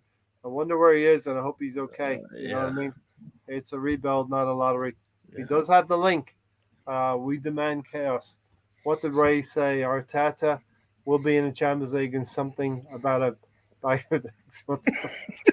No, I said Pepe. I missed that. Pep Guardiola. Ray, you know what? You're getting dirtier and dirtier and dirtier. I don't know what it is. You're getting old all of a sudden. You don't have that filter anymore. You just have to filter an old man just screaming obscenities at people in the chat and on the show. I don't. Well, bag of dicks. Is that a play that we're gonna? Is that a play that we're interested in from the Irish League? Yeah. Bag of dicks. I want to take a moment tonight, actually, to sort of listen. We're in a good position. We're in 4th place. We're smiling. We're not frowning. Next season, we might be frowning next season because our demands will be higher on the squad. We'll be, instead of being 2 years ago in the Europa League and the league in 8th place, Dan, we're going to be next season going Champions League and league plus cups, hopefully. And that's going to put stress and strain next year on the squad. I don't care. So let's wait and see what happens. You know, we ain't seen what happens in the summer yet. You know, I'm not going to worry about the next season until the summer window closes, to be fair, and I can see what we have. And then I can say, fuck, I don't know if we've got enough to, how are we going to pick our competition? So right now, I'm just enjoying it. I'm enjoying, for me personally, that we've made the bare minimum that I wanted us to. Because at the end of the day, for me, it's not about Mikel Arteta, the individual. I was never like, we got to get Mikel Arteta in as our manager. And when he was announced, I wasn't like running around waving flags and doing backward somersaults. I was 50-50 on it. I'll tell you now, I had Brendan Rodgers pegged in ahead of Mikel Arteta back then as our manager. I'm so glad that didn't happen. But that's what I thought maybe that would be a better move. Mm-hmm. What I don't want, though, is that we chop and change like Man United have. So if it's going to be Mikel Arteta, great. If it's going to be Unai Emery, great. But what they have to do is they have to meet certain things. And for me, we've made a next step for me. Mm-hmm. We've made a next step. And who knows? We've got 4 games to go. That step could actually turn into a leap by finishing in the Champions League, because I didn't think that we had enough to get to the Champions League at the beginning of the season. Yeah. BX said he's going to his first live game since 2019 this Saturday, Charlotte FC, baby. So really, There's nothing like going to a match day and enjoy the game, BX Gunner. Yeah, listen, that's the thing. Next season, Alonzo, we're going to see what happens next season. But this season, it has really all been about the squad. The squad has stepped up really big time in recent games for us.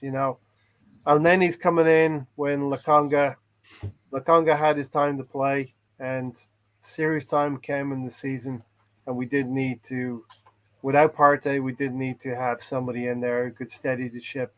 And I think Elneny's helped to do that. And, he is a squad player, and I think these squad players have stepped up when we needed that depth. Yeah, and I think on Rene, it's like, what if we had him against the 3 games we lost, and it's quite shocking, but I think you're seeing a little bit of growth in our Arteta in the way that he's not afraid to change the lineup, starting 11, and he's not afraid to take risks either with Onene coming in the team. But had that been earlier, you could say, well, what if he did that earlier? But I don't think it would have been fair for Onene nor Arteta because it's in the past. So we got to work on the future. And right now, I think both Holden and Onene have both warranted contract extensions because they came in at a time that they were needed, right? And the way they performed, especially while Holden in the last game, showed his worth still, and it's quite remarkable actually because when things are going good when your backup center back scores together or header. So it's just the way the season has gone. People didn't think we'd be top 4 in August, right? So you're seeing progressions in a different kind of way, and it's worked out. Why not say Lakonga, good upgrade in Guendouzi? Well, I would say that Guendouzi is probably 3 years ahead of him in terms of development. I would say at least 2-3 years, and we don't. But not mentally. But not mentally. It goes. It's so immature. I mean, he's like you see in a minute. They're walking around. They get to as a team to somewhere, wherever it was, and then they get to a place where there's a huge, a long of stairs. He's coming down the banister. Hey, and everyone's down the banister. What the fuck you doing, mate? Yeah. You know what I mean? Guendouzi's another one of those players that will divide opinion. Gary, headless chicken. Right, it's a talent versus squad or team player, right? Team, a team player or a squad player, whatever you want to call it. Mm-hmm. He's got the talent, but he doesn't have the other intangibles that Arteta wants in his players, right? I mean, you don't think he has the talent? Couldn't score, couldn't assist, couldn't pass, couldn't tackle. The stats don't lie. I used to look at him. I didn't understand what it was he was supposed to do. He just seemed to be high energy, have a very big engine, and be running everywhere like a headless chicken, but not doing anything.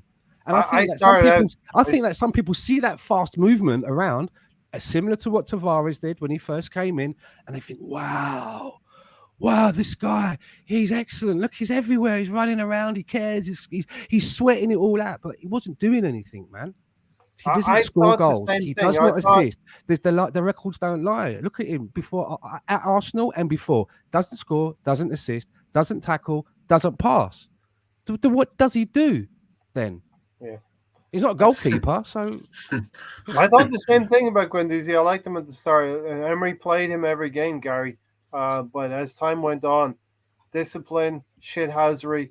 I think people fell in love with his shithousery, but it became, not beneficial to the team. Yeah. Within that Arsenal team a few years ago was not the team that it is now.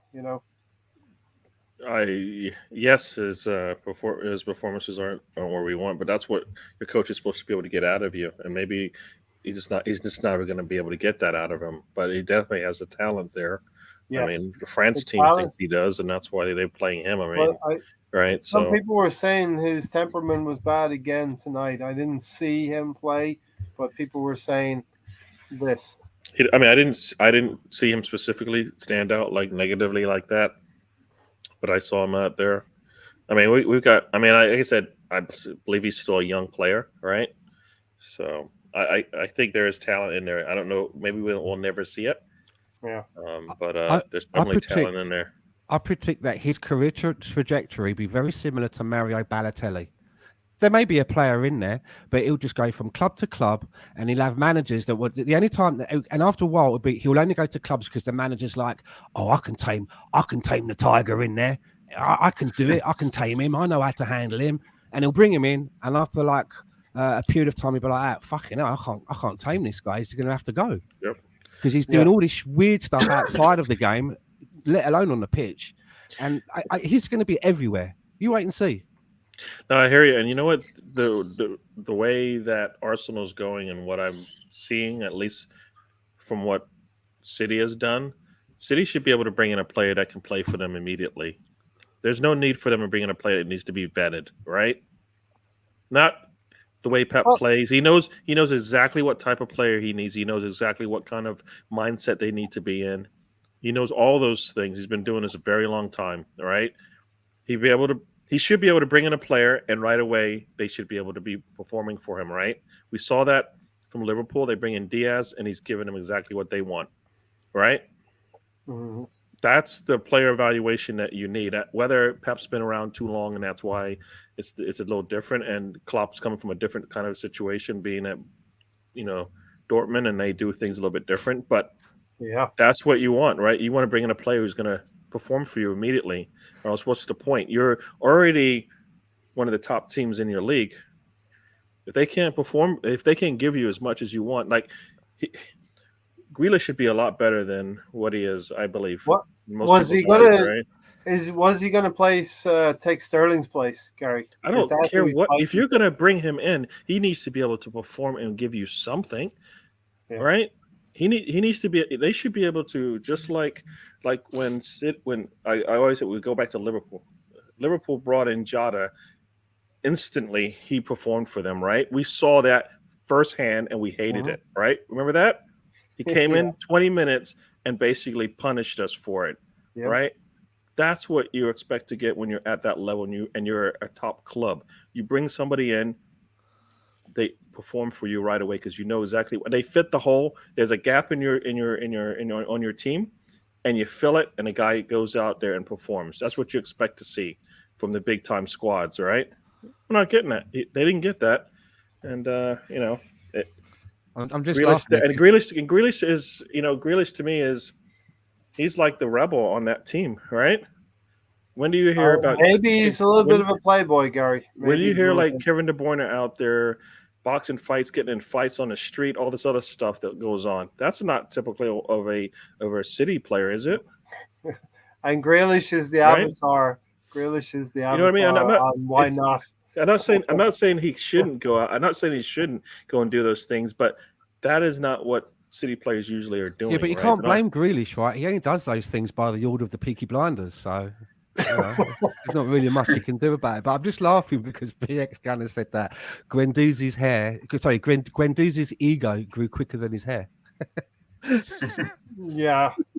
Um, Yeah. But also about Guendouzi, like you remember when he left the Arsenal, the team that was around him at the time were more like a clique.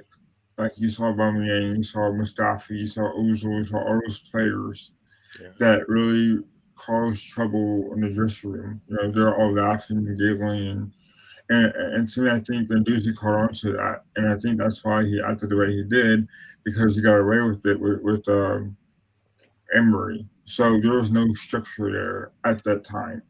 Here's why, and Ray, you know what I'm going to say about Guendouzi and who his partner was in the midfield. Mhm. Who was it? Jaka. Granit Xhaka? Not a Torreira. good. Not Torreira. no. It wasn't Sarah. Come on. Really? It It's was not Jaka. Xhaka? It was Jaka. Come on, Yeah, stop that's it. what I said. Granit Xhaka Yeah, and for I said yes, and then you went to Torreira for some reason. I don't know why you You went. didn't say yes. No, but for me, if you're trying to bring up a Guendouzi, yeah. Xhaka is not the mentor for you. You know what I mean? There's I'll be certain right back. players that you can go. You know what? He'll bring him up through the ranks. Oh, did I just kick Ray out? Ray, you're off. You're done. No, I'll be right back. I'll be right back. Hold on. All right. So for me, that Xhaka Guendouzi combo did not help us because some of the things that I saw Xhaka doing, I eventually started to see Guendouzi doing the same things and picking up yellows, basically running people down and being out of control, and ended up running them over and getting yellows, and it was like, come on, dude. So, and and he already, and I guess he got to his head, and that's when, by the time Arteta got there, it was like, you're just not going to fit. I'm If Arteta brings you in, I expect the player to be able to come in and perform for them and be able to give them exactly what he wants. They might have the right mentality and the right time of team togetherness that he wants, but at some point the talent needs to shine, right? I don't think Lakanga and Tavage are bringing, or at least showcasing the talents that they're supposed to bring to this squad that we need. We saw it from Tomiyasu, we saw it from Ramsdale, right? But they weren't supposed to come in and be first starters straight away, were they? Either Tavares or Lokonga. I think they were both considered work in progress. But they're backing up players that are some of the top players on our squad. So when they come in, it can't be a significant drop off, or else what's the point? But that's the gamble that the management has taken, right? That they've got rid of the cushion that's in between a Lokonga and, say, a Partey. There isn't. Maybe on any. Okay, and for me, it was like, well, should have been the sequential order. I can't understand why it took so long to get to El Neni. Yeah, Why it was like, why it was like we could just leapfrog El Neni and go straight in with Lokonga. I'm like, are you mad? And think about it. It's not even like Lokonga, and then he's the backup to Lokonga now. I mean, it's not even. But it's not even that they messed up one time, right? They showed enough that what. All right, maybe you need to sit for a little bit. I'll bring El Neni in, and then I'll bring you back, right? That should be like, based on what you're saying, that El Neni's there is basically your pacifier when the baby starts crying, right? We're gonna quiet this thing down. El Neni, go in there, quiet this thing down, get us situated. Meanwhile, talk to the youngster and say, you know what, this is what you need to do. We'll bring you in later.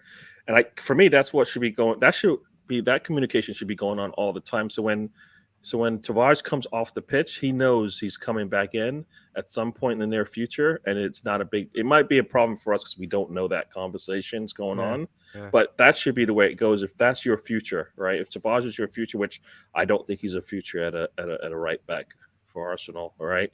Or left back. So, it not defensively anyways. I mean, he's pretty poor. I mean, that's when you look at it and go, damn, Saka, go back there.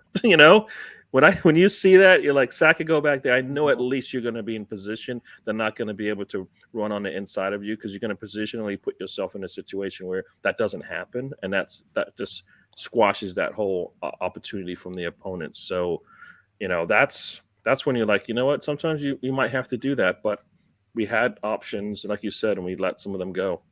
I mean, and why? Maitland-Niles left for what reason? We didn't gain anything from it. Well, no, but we could have used him defensively. He's at least good at that. Offensively, not so much. Yeah. But defensively, he's good at that, right? It was definite gambles throughout this season. I mean, most of the players that we left, like Chambers and Maitland-Niles, for me, defensively, they're okay, right? They're not the best, but they're not. We're not like figuring out now that, well, you know what? I don't think Tavares is going to work. Why not is a little bit salty about Guendouzi not being at Arsenal anymore and Lokonga being Project Youth. You're either on the Guendouzi train or you're not, and it's one of those divisive things. No, Have you I just think been it's suggesting- why not has very firm feelings about the manager, and the manager's decisions, and that's his opinion. And it I'm- sounds like no matter what we say, he's not having any of it, and that's up to him. fine. That's fine. We're not here to convince people, right? We're No. here to just have a community where we will chat, and we have different opinions, as showcased about 30 minutes ago. I don't know what you're talking about. I don't know what you're talking about.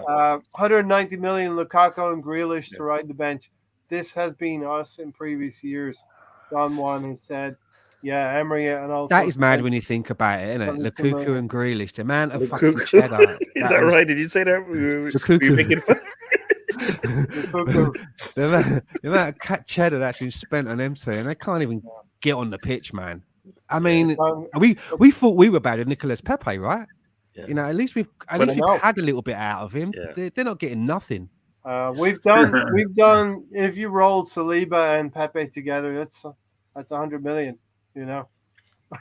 But a few years ago, you know what I mean.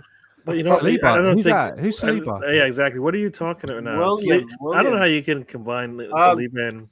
All right, and so I Pepe. want to get to the next section real soon, but let's talk about the squad, Gary. This is what you wanted, Gary. You wanted depth in the team, and some of that depth has started to show up for us. Okay, listen, it's El Neni, and some people don't rate El Neni, but he does a good job. It's Holding. Some people don't rate Holding, and it's Eddie and Kedia. A lot of people don't rate Eddie, but he scored a couple of goals and he's provided that outlet for us. Yeah. That's No, changed- the three players that you changed the talk way about we are played as well. the three players that you talk about. I'm like, especially Holding. I don't think he's good in bunches, but he can do a job once in a while, right? And Kedia, we're seeing that he brings what Arteta wants, which is based on what Arteta has said in the past and what we're seeing now. If that's the case, then it's a big wonder why he didn't get more opportunities in certain games, right? Because if that's what he's looking for, and that's how we're going to use our strikers, then he should be getting more time because he wasn't going to get it from Lacazette. So that didn't make any. So bringing Lacazette in made no sense because that's not the style that he wanted. Aubameyang was having mentally wasn't in it. All right. So at some point you got to rotate your players around, and especially when they're struggling, we didn't do that either. Not enough, anyways. I think, based on what we have. So for me, I think they've soured Nketiah to stay anyway. So I think he's gone. Who was the other one? It was El Neni. I definitely like El Neni. I'll take El Neni because like you said, I want depth, and I can't. Once again, I can't letting El Neni go would just be like punishing yourself for no reason. He wants to stay. He loves it here. What is the problem? Give the man what he wants. He's worth whatever you pay him, right? Because he's happy to be here, and he gives you exactly what you need. He probably doesn't even want to pay wise. He probably doesn't want a lot of money. Probably. No, what I'm saying is give him what he wants, which he needs a contract. Right. Keep him next season because we're going to need that depth in cup competitions.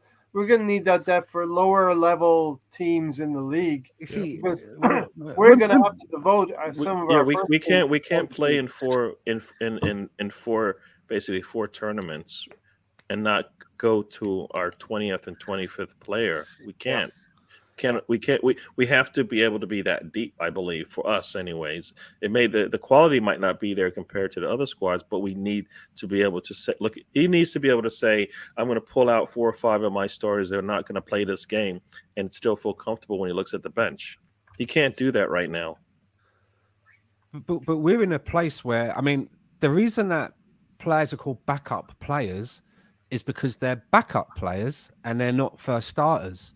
So we're not a Man City. Man City don't have backup players. They have a bench and beyond on first starters, and they pick to whoever's doing well in training or whatever you. But we have to have backup players, and I just don't understand why we would. And I'm taking Eddie right out of the equation because he doesn't even want to be at Arsenal, right? Doesn't want to sign a contract. So that's a moot. I'm doing a Tony here. That's a moot point.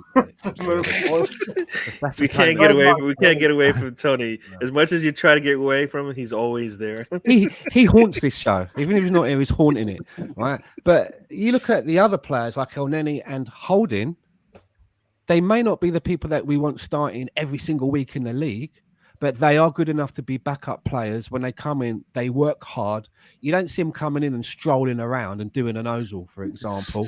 They work Alert! hard and Alert! give you what Alert! they Alert! got. If you were in the England area, watch out.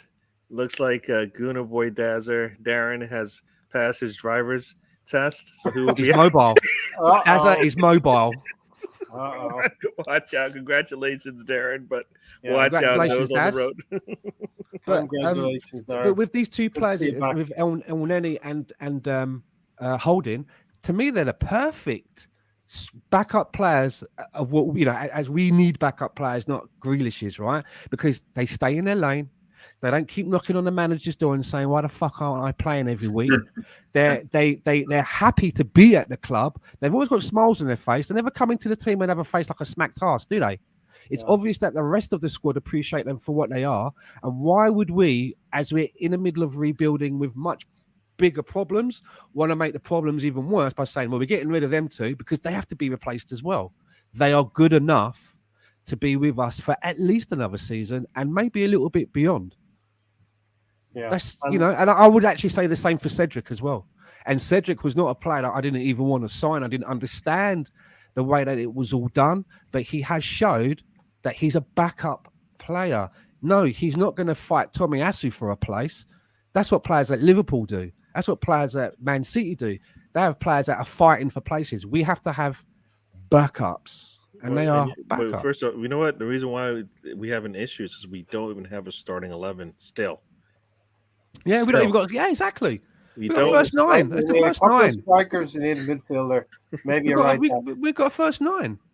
I mean, you can't even talk about like having solid people on the bench when you're like when they look. If you're a striker or a midfielder at Arsenal, you're looking like, well, I should be able to get in there, right?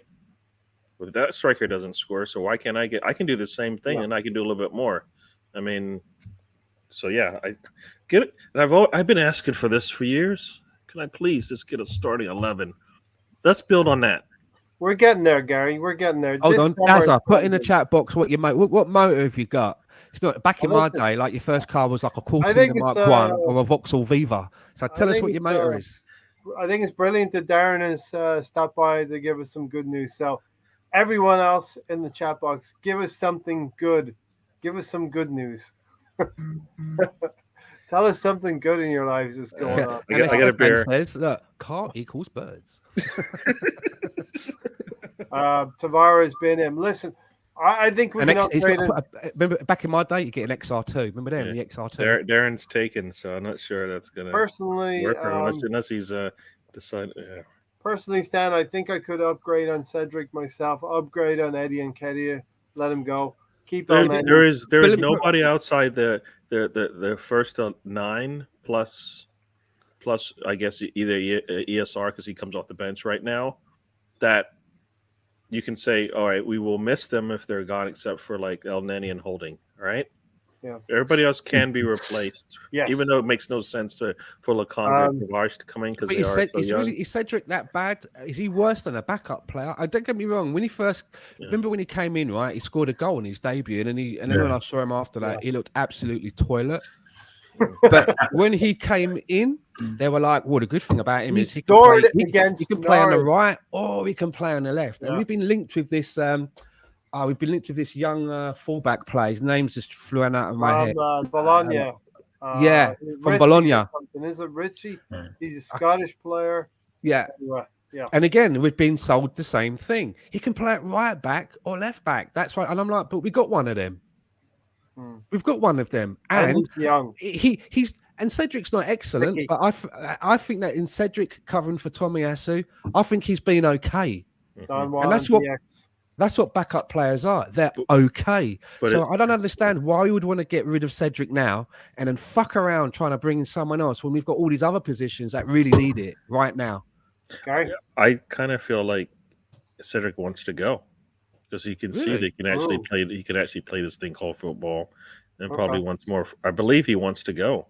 I don't think. Do you think he is a backup player who's actually knocking on the door and saying, "I want more than a backup"? I believe he wants more. Yeah, I Yeah, mean, well, I think that's why he wants to leave. He's not Oliver not Twist then, getting isn't he? Tommy He's Asu. No, not no, Oliver Twist then because he ain't getting I think he anymore. wants. No, he's not going to get any more. But you know Yeah, what? That's that's got to be that's communicated. Alonso, So yeah. it's an easy transfer out, right?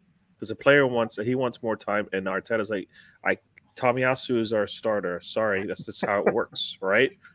You know, Well, like Ramsdale came in, and I don't know if they told Leno that his job is probably done for, but that's what it is. And whether Leno's been quiet about it, we haven't heard much out of his mouth. But you know, we'd expect him to be because gone, right? He's he's going, isn't building he? for He's the going. World Cup. He's going to Germany so he can get into that World Cup Yeah. He's a squad. he's a first Yeah, string yeah. player, isn't he? At the end Yeah. of the day, No, definitely. And Um, that's the part. That's the one thing that always surprised me with that why move why was. not? he's just not Arteta's I'm first sorry. string player. So Mm. Why not said Arteta's turning us into Milner FC? I mean, Milner's pretty decent backup. Here we go. Yeah, I don't. I'm I'm shaking a red why not? rag here. Yeah, why not? I don't always agree on everything you say, but I actually would like a Mellor on this team because that's what we're missing. We're Yeah. missing somebody. We keep talking about we need to bring in some senior players. Well, that is a senior player that you can bring on, and he actually does a job for you as well. that's Don't what get we're me missing: wrong. an adjustable spanner. Yeah. Don't get me wrong. We do need to get a midfielder, at least one midfielder. I think Alonso mentioned Jed Spence, a right back, pretty decent shout there, Alonso, and two strikers. If Eddie's going, if Eddie's staying, he's got to be the third striker. Lacazette's going. We need two strikers in the door. Cedric is pushing for a World Cup spot. Good point. Yeah, he's getting into the Portuguese side. Doesn't want to be fading So out of it. He wants to be. there's a lot of positioning going to happen this summer with players who want to be involved in their national teams that have qualified for the World Cup. So there is going to be a lot of players wanting out of certain situations, and we might be fall victim to one of them. Another point I want to bring up: we've done quite well lately with the squad, but maybe the most valuable player, valuable coach, or whatever he does, is Nick Jover, the set piece coach. What he's done is What's his name? absolutely- What's his Nick- name? Bend over. Nicholas Jover, Oh, bag of dicks Jover. There, I said it. But listen, we conceded one set piece, Gary, Yes. all season. Yeah, one That's set. Southampton. Well, I think one set piece, no corners, right? So Yeah. yeah, big improvement. no, we are. Because And, I remember hearing about a we season or scored. two ago. And I think we scored 10, which is like top 3 in the league, behind like the 2 top teams in the league, kind of thing. So we are, you know, when we're organized much better than we have been in the past, right? Nobody's getting much on us, so that's a plus. And these are things you're going to build on, right? Nobody scores on us on set pieces. Now, at some point, we're going to score from open play from our strikers, all right, consistently. So Yeah. you know, this little goal, you know, Striker. little challenges, things And we're look, gonna. it's got to be little steps. We don't want to be like Manchester United under Ole Gunnar Solskjaer. He comes second in the league. The next year he's sacked because the players are inconsistent. He's not getting the results. Why not said El Neni is decent, to be fair. I need more than bloody decent. We all want to get there at that point, but you have to do it the right way as well. Do you remember the days when Leno was Arsenal's savior? Now it's No, Ramsdale. yeah, he was, but there were the things that he was lacking, are the things that we're gonna get, and you know, you take a hit with that because Leno Trossard. he did some other stuff for us as well. So yeah, Don Juan, great to see you here, Don. We nicked the set piece coach off Man City. Yeah. And to be fair, Stan, the fine margins we've been living on, Nicholas, I'm going to say Nicholas Jover because it sounds better, right? Nicholas Jover has definitely improved us in those fine margins, not conceding free kicks. I think Leicester are one of the worst teams at conceding from corners and free kicks. And look at where they are in the league right now compared to us. I remember hearing about us bringing in some set piece coach a season or maybe more before that. I remember watching matches and thinking, well, what the fuck's he been doing then? Because we were just like conceding corners all of the time. So I don't know if they've changed him or it's taken a while for his methods to get in. But I really like because that we're scoring from set pieces as well.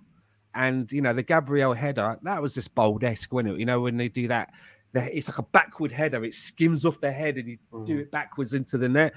That's what I'm liking.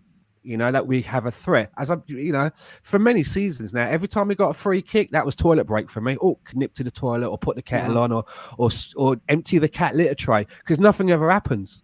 Now we've got a set piece. Obviously, when Cedric's not hovering over the ball and Odegaard's over the ball, something's could happen because even if there's a save, he can get the ball on target. He can get it over the wall. So I'm really, it's another string to our attack that we've managed to get a hold of that we've been lacking for so long. All we need to do now is be able to score goals, have a striker that can head the ball in as well. We can not be one-dimensional. We can have a variety of things going on. We can cross into the striker. We can play the ball into his feet instead of just being one-dimensional. Oh, you've got a striker that's got his back to goal. We can work around that. Oh, you've only got a striker that can run in from behind. Oh, you've got a striker that can't head the ball for toffee. We need to have a little bit more variety, and I think Mikel Arteta has understood that. Further proof here from me to the assembled that I'm highlighting all of the comments, not just the ones that favor my agenda or my narrative. No, right, we'd rather come. Don't worry, Elon Musk will buy this podcast, and then we can all talk. Yes. Yeah. There we go. The Ray's holding back. Only get half the half. We've been censored. Put 50 pence in the meter, right, and you get your lights. Yeah, Ray doesn't like to promote fake news. That's disinformation. That's what it is. Conspiracy theories. And that one left Arsenal. We were shit with him. I don't know what that means, but yeah. Listen, Gary. This has been a season of fine margins. We have lived off of them all season, and I happen to like the West Ham game. It was a gritty display. We scored from 2 headers from our defenders, and it reminded me, as Stan said, of the days of Bold and Adams when Arsenal would score these from set plays and win games 2-1. Eddie Nketiah, as much as we don't think he's the way moving forward, he stretched the game a little bit.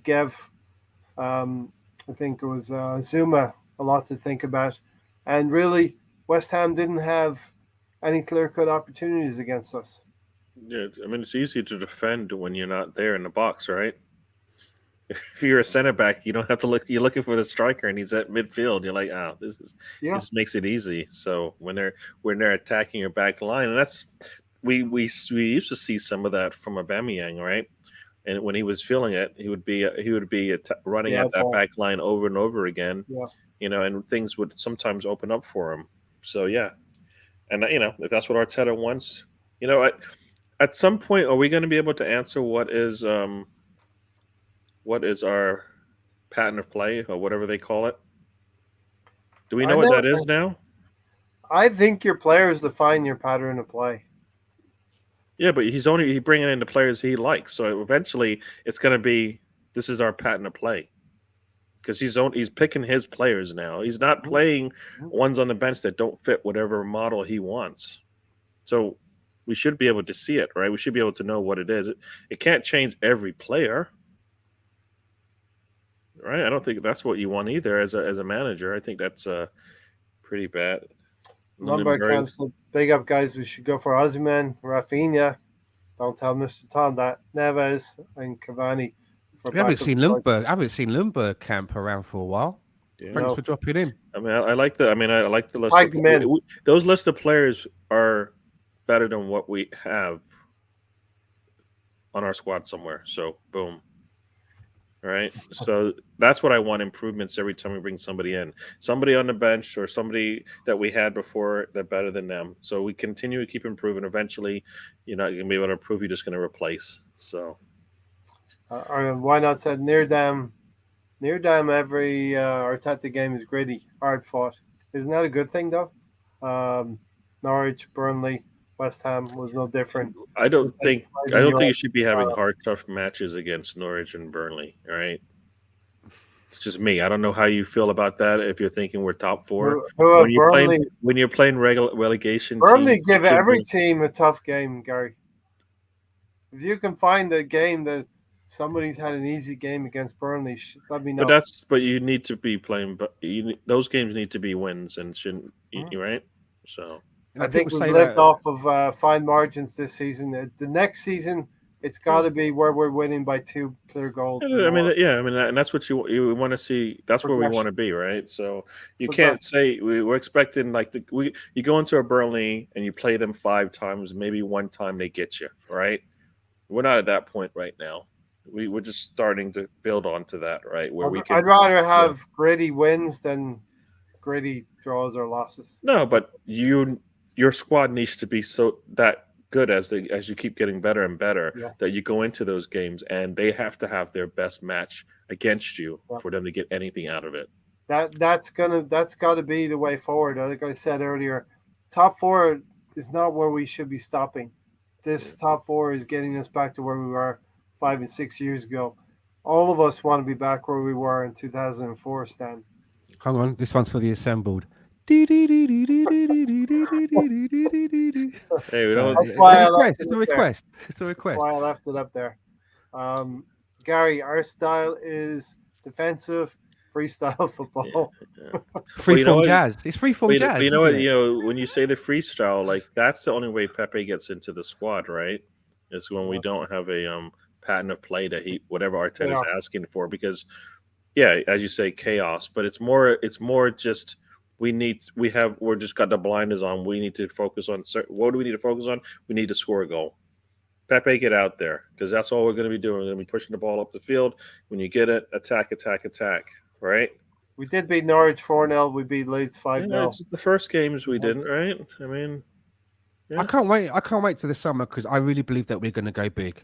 I hope so. This is when you want to hear Ivan Gazidis going, "We will surprise you."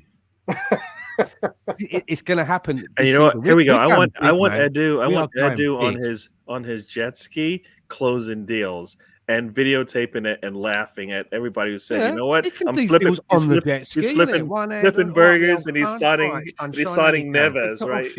We'll have it, Dude, all right, my old son, how you doing? Is that the agent of Tielemans and Neves? Right, my old son, how you doing?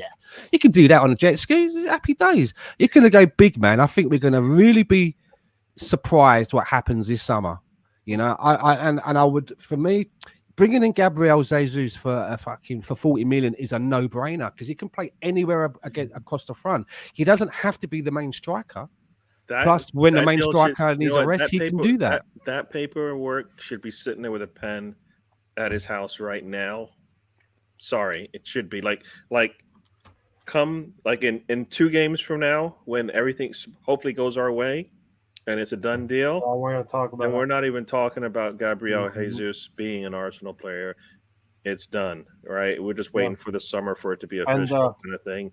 That's where I want it to be, because we need somebody early in the summer where we're like, bang, that's one of those players that we need to move on. I mean, if I'm Mikel Arteta, I'm on the phone to KSC now going, I reached the minimum requirement, so we're starting shit now. We're getting on the phone and we're starting the recruitment. Is the money safe? You're getting all that stuff done now. But in the transfer room is the one that really tickles my fancy that's come up recently, Frankie de Jong. Oh, could you imagine if we got Frankie? Don't even talk to me about your Xhaka anymore. If we got Frankie de Jong, which could be available for about 40 million, because I think Barca are selling, and he said that ideally he wanted his career path to mirror the Mark Overmars career path. Yeah. Mark Overmars was Ajax, Arsenal, Barcelona, and he said, but obviously when Barcelona come calling, you know, you have to answer that call. And it doesn't mean that because if Eric Ten Hag is going to Man U, that's where his destination is. He kind of has an eye on the Mark Overmars thing and feels that Arsenal is still something that he wants to cross off. That would just be like, for me, that's up there with the Donny Van. Remember I was with Donny Van der Beek? I'm up there with this as well. This is like the new Donny. Donny who? Frankie. Frankie, do you remember me? Exactly. Frankie. So, right. if that happened, we went I from mean- drama to is that Greece or whatever that is. It's an English thing. It was a really shitty song that got to number 1 when I was a nipper. Gary, sorry about that. I do remember. apologize. But I mean, if we're looking Look at, at me. I tried to look at players as upgrades. I tried to look at them as units of machinery, right? So if Or brick El shit Ne- house, as Tony if says. if Xhaka is considered, say, a better player than El Neni, yeah, then I don't see any problem. I'm being very basic and crass with this analogy, but I don't see any problem with us selling El Neni, bringing in, say, a Frankie de Jong, and Frankie de Jong is now taking up the space where Xhaka was, and Xhaka has now gone down in the pecking order, and then he is now the backup player, but we've got a better backup player than El Neni. However, we all know that Xhaka probably wouldn't want to do that, right? Xhaka wants to be playing every week. But what I'm saying is, in a perfect world, I wouldn't be, not happy about that because it's an upgrade, and Frankie de Jong in the midfield would be a far better person in there than Xhaka. But, And Xhaka would be a far better backup to come in when it's needed than El Neni. Do you see what I'm getting at? If you're going to look at it as getting up and increasing, but it doesn't work like that. I know, but I wouldn't be, I wouldn't be, to that. But I tell a lie. Actually, I agree with why not sell Xhaka before El Neni. He's right. We agree on that one. We agree on that one. I want Xhaka gone. Thank you.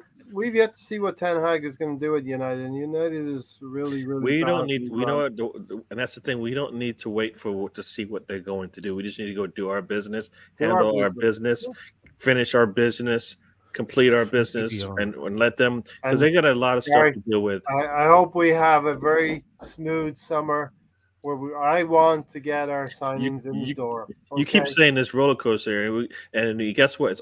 It's another roller coaster until it's not. All right, so we'll see. Yeah. Can you imagine if we brought in Frankie de Jong and Tielemans as midfield bodies for our midfield? Tielemans is going to be 25 million, isn't it? It's quite a low price. You're quite sweet on Tielemans, right?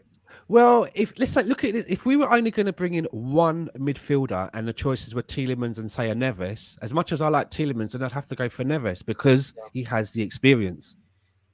And if we're going to lose Xhaka and Lacazette, those voids need to be filled with some sort of experience.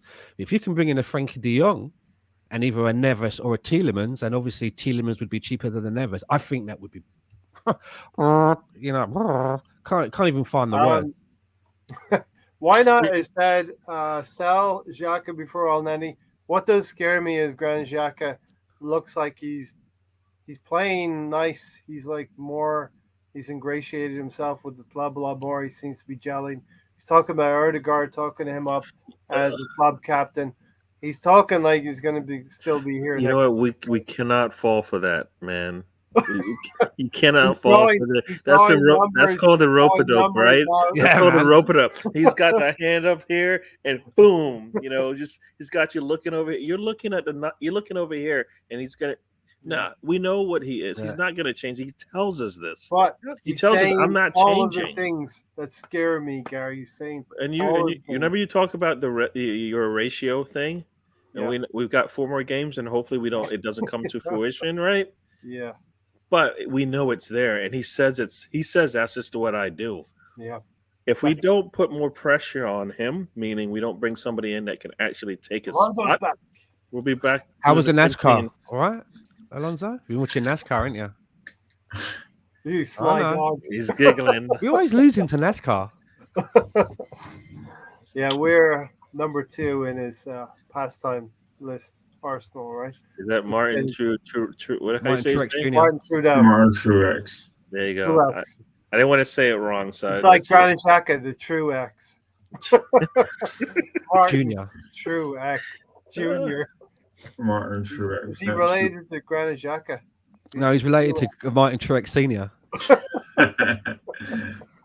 Absolutely. Anyway, let's get to the next. Listen, why not? You might want to cover your ears a little bit. Here. You're just trying to piss him off, isn't it? That's all you're doing. That's all you've been doing all this is like 2 hours now. It's like, why not won't like this? Guess what? Why not?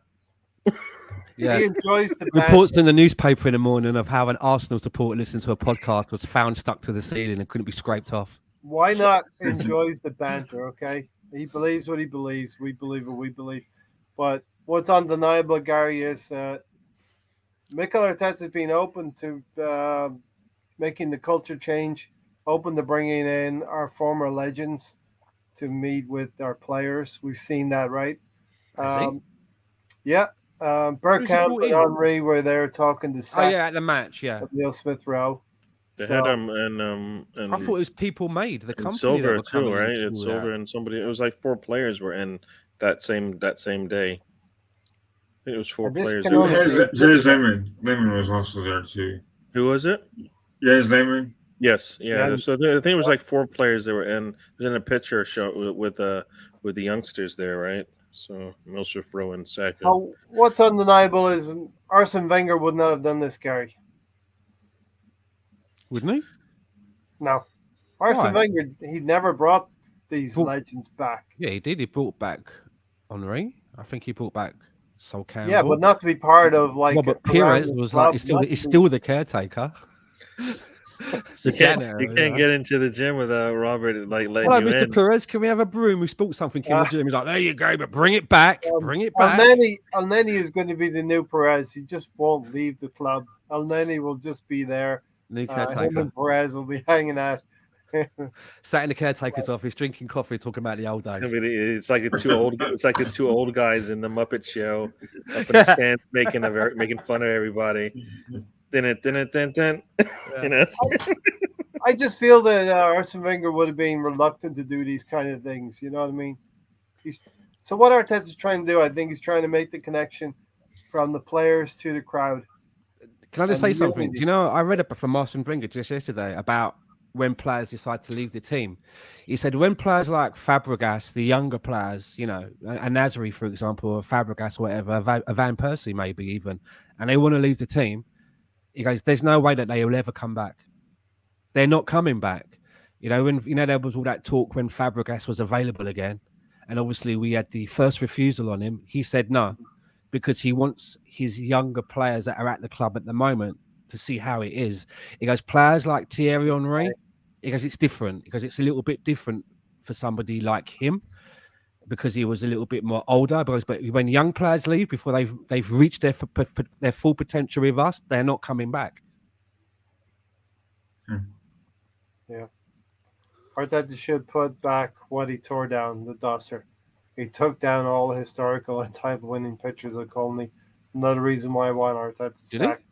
No matter what, he's a disgrace. That's I didn't know history. that. Maybe if he did do it, you know, he doesn't want that to be a hindrance to. Wait, shouldn't this you have- young are Shouldn't you you have that? serious, Ray? You Nah, just man. said that. Nah, You said Ray. he should not think about what the. Take him, Gary. Come on, dude. Seriously, this is the Arsenal, right? What is the Arsenal? What does the Arsenal do? What do they do, Ray? Win things. Exactly, they Things. win things. So now you're saying we shouldn't even talk about it, put it up on the wall, You wanna show that erase that? you might as well get I empty said out the maybe. trophy cabinet so we look like that team, right? So that you know what, guys, I want you guys to fill that cabinet with trophies. Where were the ones that we had before? No, I took them out. I Yeah, took them out. that gold Premiership League title, Trafford, that they gave us, And is look, locked away in a drawer. He doesn't want anyone I to don't see even that. know if this is That's his true. ass. Jackson. He's using it as his ashtray when you walk in his office. He's got it sitting there on the side. Oh, Max. It's not even on the table; it's on the floor. He's just Oh, like, Yeah, come in, sit down. The museum's been closed. Players can't go around the museum anymore, see any of our heritage. That's all done. we can talk about a culture, but you're just saying, you know what? Take that culture and shove it where the sun don't shine. I We don't didn't need say that culture. Nobody I wants didn't that. say that. That's what you said. You I said said you're maybe. okay. I said maybe that's the reason. That's not my belief. What reason would it be not to talk about winning trophies if that's what you just said is the actual culture is winning trophies? I didn't know he did that. I mean, if he's done that, I I didn't don't know understand his thinking about that. I don't, he's actually taken down all of the historical and title winning. Why would anyone? That doesn't make sense to me. I need to look into that. I would have to check in that also. And I just said maybe it's not my belief, Gary. There's nothing. Not my There's belief. no good reason for that for me. Gary, moving on. Moving Question for swiftly. you, Gary. Do you like this squad? Do you like this squad of players? Yeah, I like the squad of players. We need more of them. That's all. I'm greedy. I can't deal with just 9. I think I need like 17, 18. Okay? Double up the numbers. I'll be happy. That's what I want. So I'm going to be greedy. Yeah. Yeah. The squad, the players that I feel are the ones that Arteta is definitely back in. Good.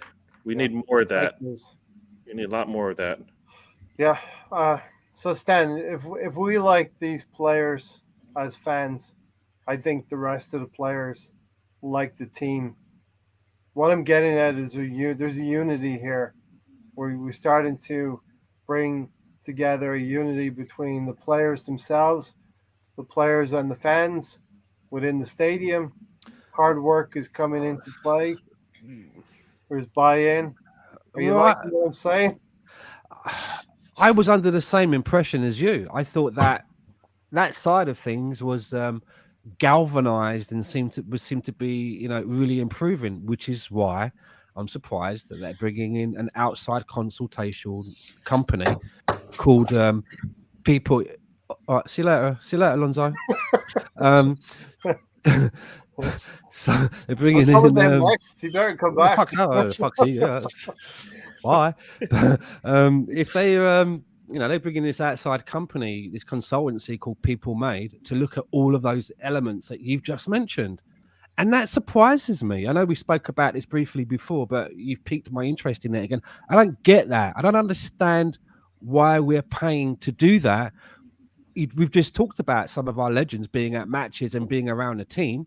And if we are bringing in an outside company to talk about heritage and all right, Alonso, welcome back, mate. He's back. And we've talking about the heritage and our culture, then why is Mikel Arteta taking? What are you drinking there, Alonso? What you got there? Coke, Pepsi? What is it? Because I know you're usually sponsored by Pepsi. Oh, That's a Dr. pepper. Pepper. Dr. Pepper. Fair enough. Um, why are we taking down? If what why not was saying about we're taking all that stuff down, then that doesn't make sense. They're just paying people to talk about all of that. So again, and I've said it before, just one bit, Gary. I'm worried that this company's exercise isn't about heritage and the past and culture. It's about a new vision for the future in the eyes of KSC. Yeah. That's what worries me. And after 3 months or 6 months, when they leave, there's this new mission statement, this new motto, Arsenal, followed by 6 bullet points about our vision and our diversity and all the things that we're doing and what have you. And that worries me that the past is going to be eradicated and swept under the carpet because football clubs, it's all about heritage, right? What do you remember? Was it Mourinho said? Heritage. That is heritage football. Heritage football. So, Got to get Alonso in. What do you see with this culture change, Alonso? Well, seeing from the game prior to West Ham, I think that it was important to bring back the legends like Stan and was alluding to that. Fabregas and Van Persie and Nasri had their chance to become legends and started to leave for greener pastures. So I guess it's an animosity towards them, especially whenever Van Persie was a teammate of Arteta. So, I don't think that they'll be back anytime soon. I personally, as a fan, I would not want them back at Arsenal because way they left. I think that now she got too big headed. I think Fabregas brought it the wrong way to go in Barcelona, and I think Van Persie as well. I think they got too big headed, and they thought that they were bigger than Arsenal, which is never the case. Um, but I do see the legends like Jan Zeman and Gilberto Silva and Henri and Bergkamp making a difference in these youngsters' career, and I assume their lives as well. Um, to take time out from their lives to come visit Arsenal and to take time to take pictures and to give them chatting to, it's really it means a lot to them. And as a fan, it means a lot to me to see that the culture is changing for the better, I think, and so yeah, I think that, but there's a certain point as well that they have to understand that they're playing for a badge as well and represent their friends and family back home. Yeah, I think what we're seeing on the field now is young players Yes, they are young. We need to augment them with some experience, a little bit, few years older than them. Players that are going to help them get through difficult games. We will. We have lost 11 games this season, and a lot of those games were salvageable to be draws, maybe even a win here and there. Um, and that's got to improve next season. I'm going to say a couple. I mean, just I guess I'm fighting Lonzo now, but when RVP left, the reasons why he left, the reasons why we think this squad isn't where it needs to be. They're not challenging. Same reason, The same way, players like didn't same believe it. Yeah. the same way that the reason why Sanchez's comments about Bellerin, he plays too hard. He's trying to win everything. I mean, that culture isn't what Arsenal is. When we talk about the Arsenal, that isn't it, right? What Sanchez is all, and I always say you practice the way you play, and I think Sanchez was doing that in practice. Bellerin didn't like it. Are you kidding me? If you can't do it in practice, you're definitely not going to do it in the game. You don't just turn it on. So those types, that's the culture. Also, there is the historical parts of it, but there's also the footballing part where you come out and you play for the badge, which means you give 150%. You don't mind you don't mind losing some pints of blood if you have to get the job done. Right? You go out there and do it all. So that's what some players want. And if the squad isn't going to give it to you, then yeah, you're going to leave. And who wouldn't want to leave if you're sitting at a company and you see that and they don't want to get better, they don't want to be the best. Do you stay around? You leave, right? And you go somewhere where you think you can do the job that you want to do, be successful in your life, and so you do that. So I don't know. I think that's also the culture. Those are when we talk about some of the clicks. That's like a click. It's not a negative one essentially, but it is a click that takes something away from the way that the team wants to be perceived. Right. So, But Gary, but back to the players who left. Nasri, to me, was an Arsenal legend. He had one half a good season, yeah. and No, then but then he went out to Man City and thought that he was Mr. Big Shot and rode a bench. yeah. Now No, but he's fat. Sanchez and RVP aren't necessarily they're not considered big legends, right? But they were top Right. players for us, and they left as well. And some would say probably for good reasons because the squad was starting to lose its way, right? Mm-hmm. I mean, Yeah. that's what, and those are the things we're trying to build back in. That same kind of mentality that we ask for of our players when we're on the pitch is what we had with some players who decided, what, if the team doesn't want this, then why should I stay? All right. Right. Yeah. So I mean, who would you rather have? Sanchez has his negatives, right? He's going to lose the ball, but he's also going to get you Right. goals, right? Yeah. And so, which one do you want? For a Right? couple of seasons, he was on fire. You want somebody who's But just his like form fell off a cliff at the end, mate. no. It We was got gone, wasn't it? we were Rubbish. lucky he left, right? Because it seemed to he left, and it basically we How'd he get on at Man United again? I forgot. He was terrible, man. Terrible. One goal, terrible, maybe. terrible. No, think he but you scored know what? one But goal. the mentality that he may have had, and maybe like you said, he got there, and you know what? The culture there was so poor that there you go. Right? The culture's bad. You're not going to look at it at all, right? So maybe Yeah. that happened as well.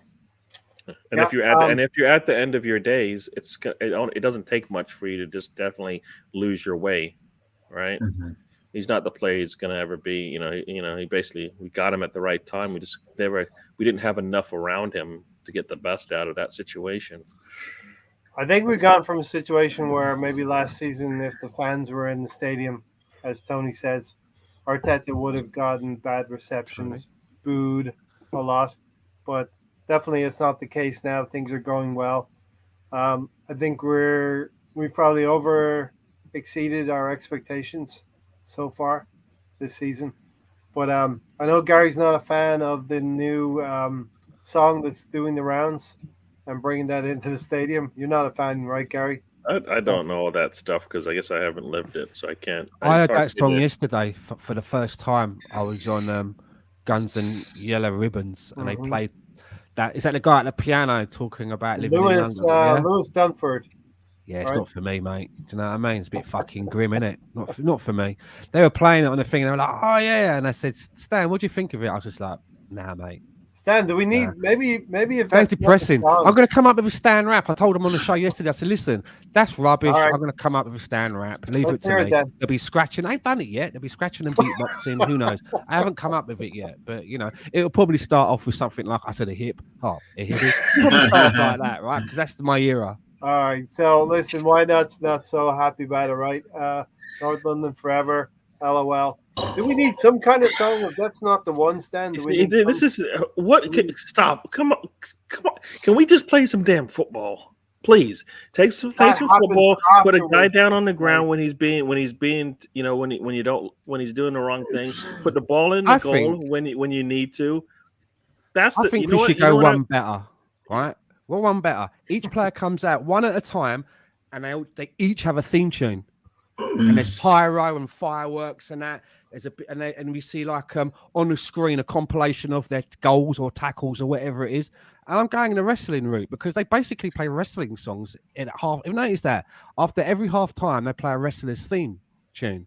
And I thought that our song was I thought we always played the Fat Boy Slim Right Here, Right Now, which I quite like that. Right here, right now. It's got a good beat, it's got a good message, but the geezer on his fucking piano, mate. I'm going to go to Alonzo next, but Stan, Liverpool have a song to get the crowd going. Do we need something like that?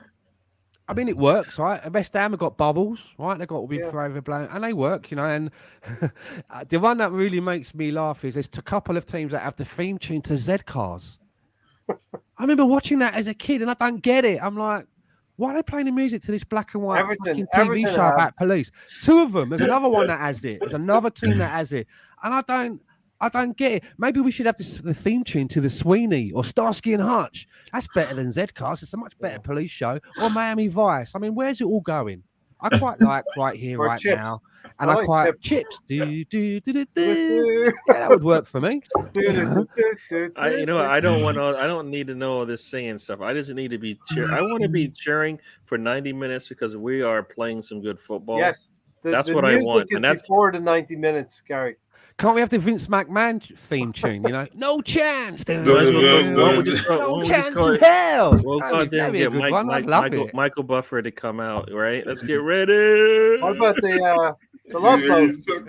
What about the Love Boat? Come on. The Love Boat, Ray. Did you just say the Love Boat? Is that how and you want me to back you on this new song, and you're thinking, you know what, the Love Boat, that is a tune. That's what football plays. Football's players come, and when they come out, they're ready to hustle and tussle, and the Love Boat. Ray, come on, do better. I knew I wasn't convincing you anyway. Alonzo, go on. Alonzo, what? If you're leaving us, thanks for Assemble. Alonzo, go for it. How DX is sucking? Yeah, that would be a good one. Do you know what I mean? We could have a bit of DX. If you're going to go, just have the Stone Cold Steve Austin, like the other team comes out onto the pitch and they're waiting for a few minutes. All of a sudden, you hear the glass smash. Down out, and the team Arsenal walk out. I mean, it's over. It's over before a ball's kicked. All right, so listen, that is maybe we're not going to do this song, but I think we're going to hear it for the Everton game. Yeah, we got to go soon because I think my wife's actually left, packed and left. Right. You can have your fucking Arsenal podcast. I'm out of it. Your dinner's in the fucking dog. All right. We'll talk about Leeds for a little bit, and then we'll get out of here. We won't even go through all the league games unless Gary wants to stay a bit longer. Up to you, Gary and Alonso. Looks like Stan is out in 7 minutes. It sounds like. Listen, I just think Arteta's done a lot for the culture change here. He's galvanized the team. These young players are united. They're working hard for each other, and I think there's buy-in from most of the fans and the players. That's that. What about the Leeds? Stan, go ahead. I'm just laughing at some of these people, these guys here in the chat box. Saying the Goldberg entrance. That would be excellent. The players are already out on the pitch, and everyone's like, "What's going on?" And then the camera goes into just outside the changing room, and there's that knock at the door, and Mikel Arteta opens the door, and the whole team come out to the goal. Michael Bublé, you guys are cracking me up, mate. The Ultimate Warrior intro as well. Michael Bublé, come Ray. You know what? This symbol's like the Benny Hill theme tune. Ray, he did not say Michael Bublé. Come on, Who's dude. Who's Buffer? Who's Michael Buffer? Are you ready? He used to say, "Are Yeah, you ready that to guy, he said the rumble?" boxing. Okay, got you. I'm there. Oh, we could get he's Ray's dead, like isn't he? Michael Bublé. I was That's going what to we say want. Howard Michael- Finkel, but he's dead, isn't he? Yeah, I Ray, like next, a bit of next Bublé. thing I like Ray's a gonna bit of say is, Bublé. The you know Fink. what? You know, I know what a good tune is. Kenny G, right, Ray? You would like to see Kenny G.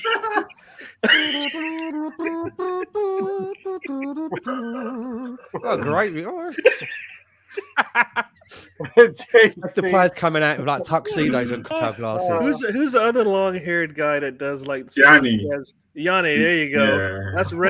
He's like, I got a lineup before. JC for Benny Hill. That's a good one. The assemble. Oh my god. Have the Undertaker theme tune. Turn the lights off when they come back on. All of the players are in position wearing black robes.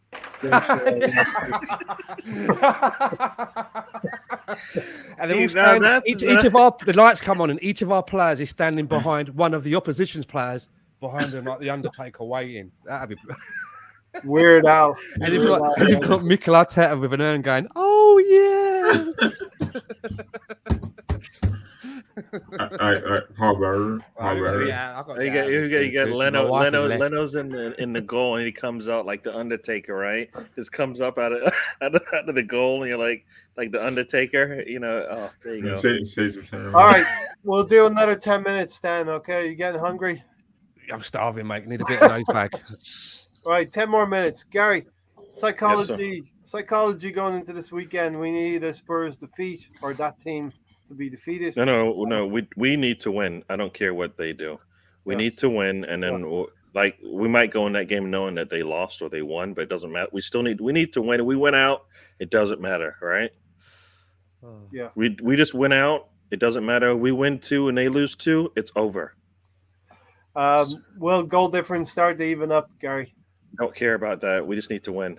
If we have a 1 point lead on them that they can't overcome, it doesn't matter. We've got right? a 2-point lead over them. I said if we have a 1 point lead, then no matter what they do, they're going to be behind us by 1 point. For example, if we win 2 and they lose 2, it's over. Right? It's over. It doesn't matter what they do in the next 2 games. Yeah, absolutely. Goal difference is a moot point then, right? Right? Yes or no? Not even gonna embellish you. Whatever. I'm not even now. Okay, I'm sorry. I apologize if I've ruffled your feathers. You're trying to. I'm not trying to do that. Hey, Stan, Liverpool have their tails up. City have their tails ruffled. We need Liverpool to go and beat that team, right? Oh yeah, I mean Liverpool are riding high, yeah. Yeah. So hopefully they can give them a bit of a spanking, and if we do what we can do, if we can do, close your ears, Mr. Tom. If we can do something against Leeds, we walk in with a cushion. Mm-hmm. That's the key. That's the key. That if we don't get the result that we want, that we've still got a bit of a safety net. That's it, right? So this is funny. How many times have we said the next game is massive? No. I mean it this time. The next game, no. The next game is it's every game. International break. Every game has been important. Yeah. Because we dropped 3 and we won 3. Alonzo, big weekend coming up, right? We're not going to go through all the games. Time is tight here, but a big weekend coming up with these 2 fixtures. Yeah, and I think Liverpool can do this one. I think that we could, I think Spurs at the moment aren't as good as a team that Liverpool are. I think that Liverpool, I think we gave Liverpool more of a run in the season. But yeah, I think Liverpool is going to trash them. But we have to win. We have to make sure we do our job against Leeds because the pressure is on Tottenham to overthrow us to take top 4. But I think we ought to win Leeds. I think Leeds need to win too because they're facing relegation. But I think we need it more than what Leeds do. Yeah. The thing, Gary, with Liverpool is they see maybe a chink of weakness in City, and they have to head home and go top of the league on Saturday. Yeah, City play on Monday. There's a lot of important games at the top and the bottom of the table, right? I mean, Mhm. the top two definitely. Yeah, fourth place right now, and then all those teams. I guess just is it Leeds, Everton, and who else is there? Burnley. Burnley are all like worrying about what's going to happen. So yeah, it's a good weekend for that. That's what we want to see. But we need, sorry Leeds, but we need to get the win. As I told them, we'll get the win, and then we'll smash Everton at the end of the season. So they have to do their business, in between Right. that. Yeah. Quid pro quo, right, Stan? Psychology for Liverpool is go and get that win, put pressure on City. City will do what they need. Maybe they'll beat Newcastle, but that's not. I'm not worried about that. I'm worried about Spurs losing on Saturday, and more importantly, us doing the business. We go into Northland Derby next Thursday with a 5 point lead that we cannot sit on. We have to go there and win. I'd love to win at White Hart Lane and seal the top four place at White Hart Lane, the Northland Derby. Yeah, I just said all that. I know. I'm wrapping things up here. Alonzo, hey, you take on Tony's mantle tonight, Stan? Huh? I just said that. I'm going to be single by the time this show finishes. You realise this, right? Do you know what I mean? I'm like, No, you got a good one. You got a good one. All right, Alonzo, you get the last word. I don't think anyone else is, unless anyone else wants to say something quickly. yeah, my last word is say your prayers and eat your vitamins. Thanks, Stan. I can't Yeah, beat that. right. I can't beat that. So, going into the next week and a half until the season's over with, I think that, all our games are winnable. I think that we have a chip on our shoulder to try to do better than last year's finishing. And I think we've done that. Though I think third place is more.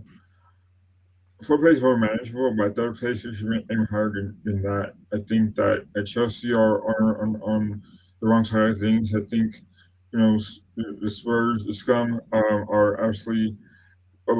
They have a lot to lose, I think, because they're expected to be top four, top five. Where us, we're like the new kids on the block now. I think going into the season, we weren't even expected to make top four. So if we make top four, it's a good season for us.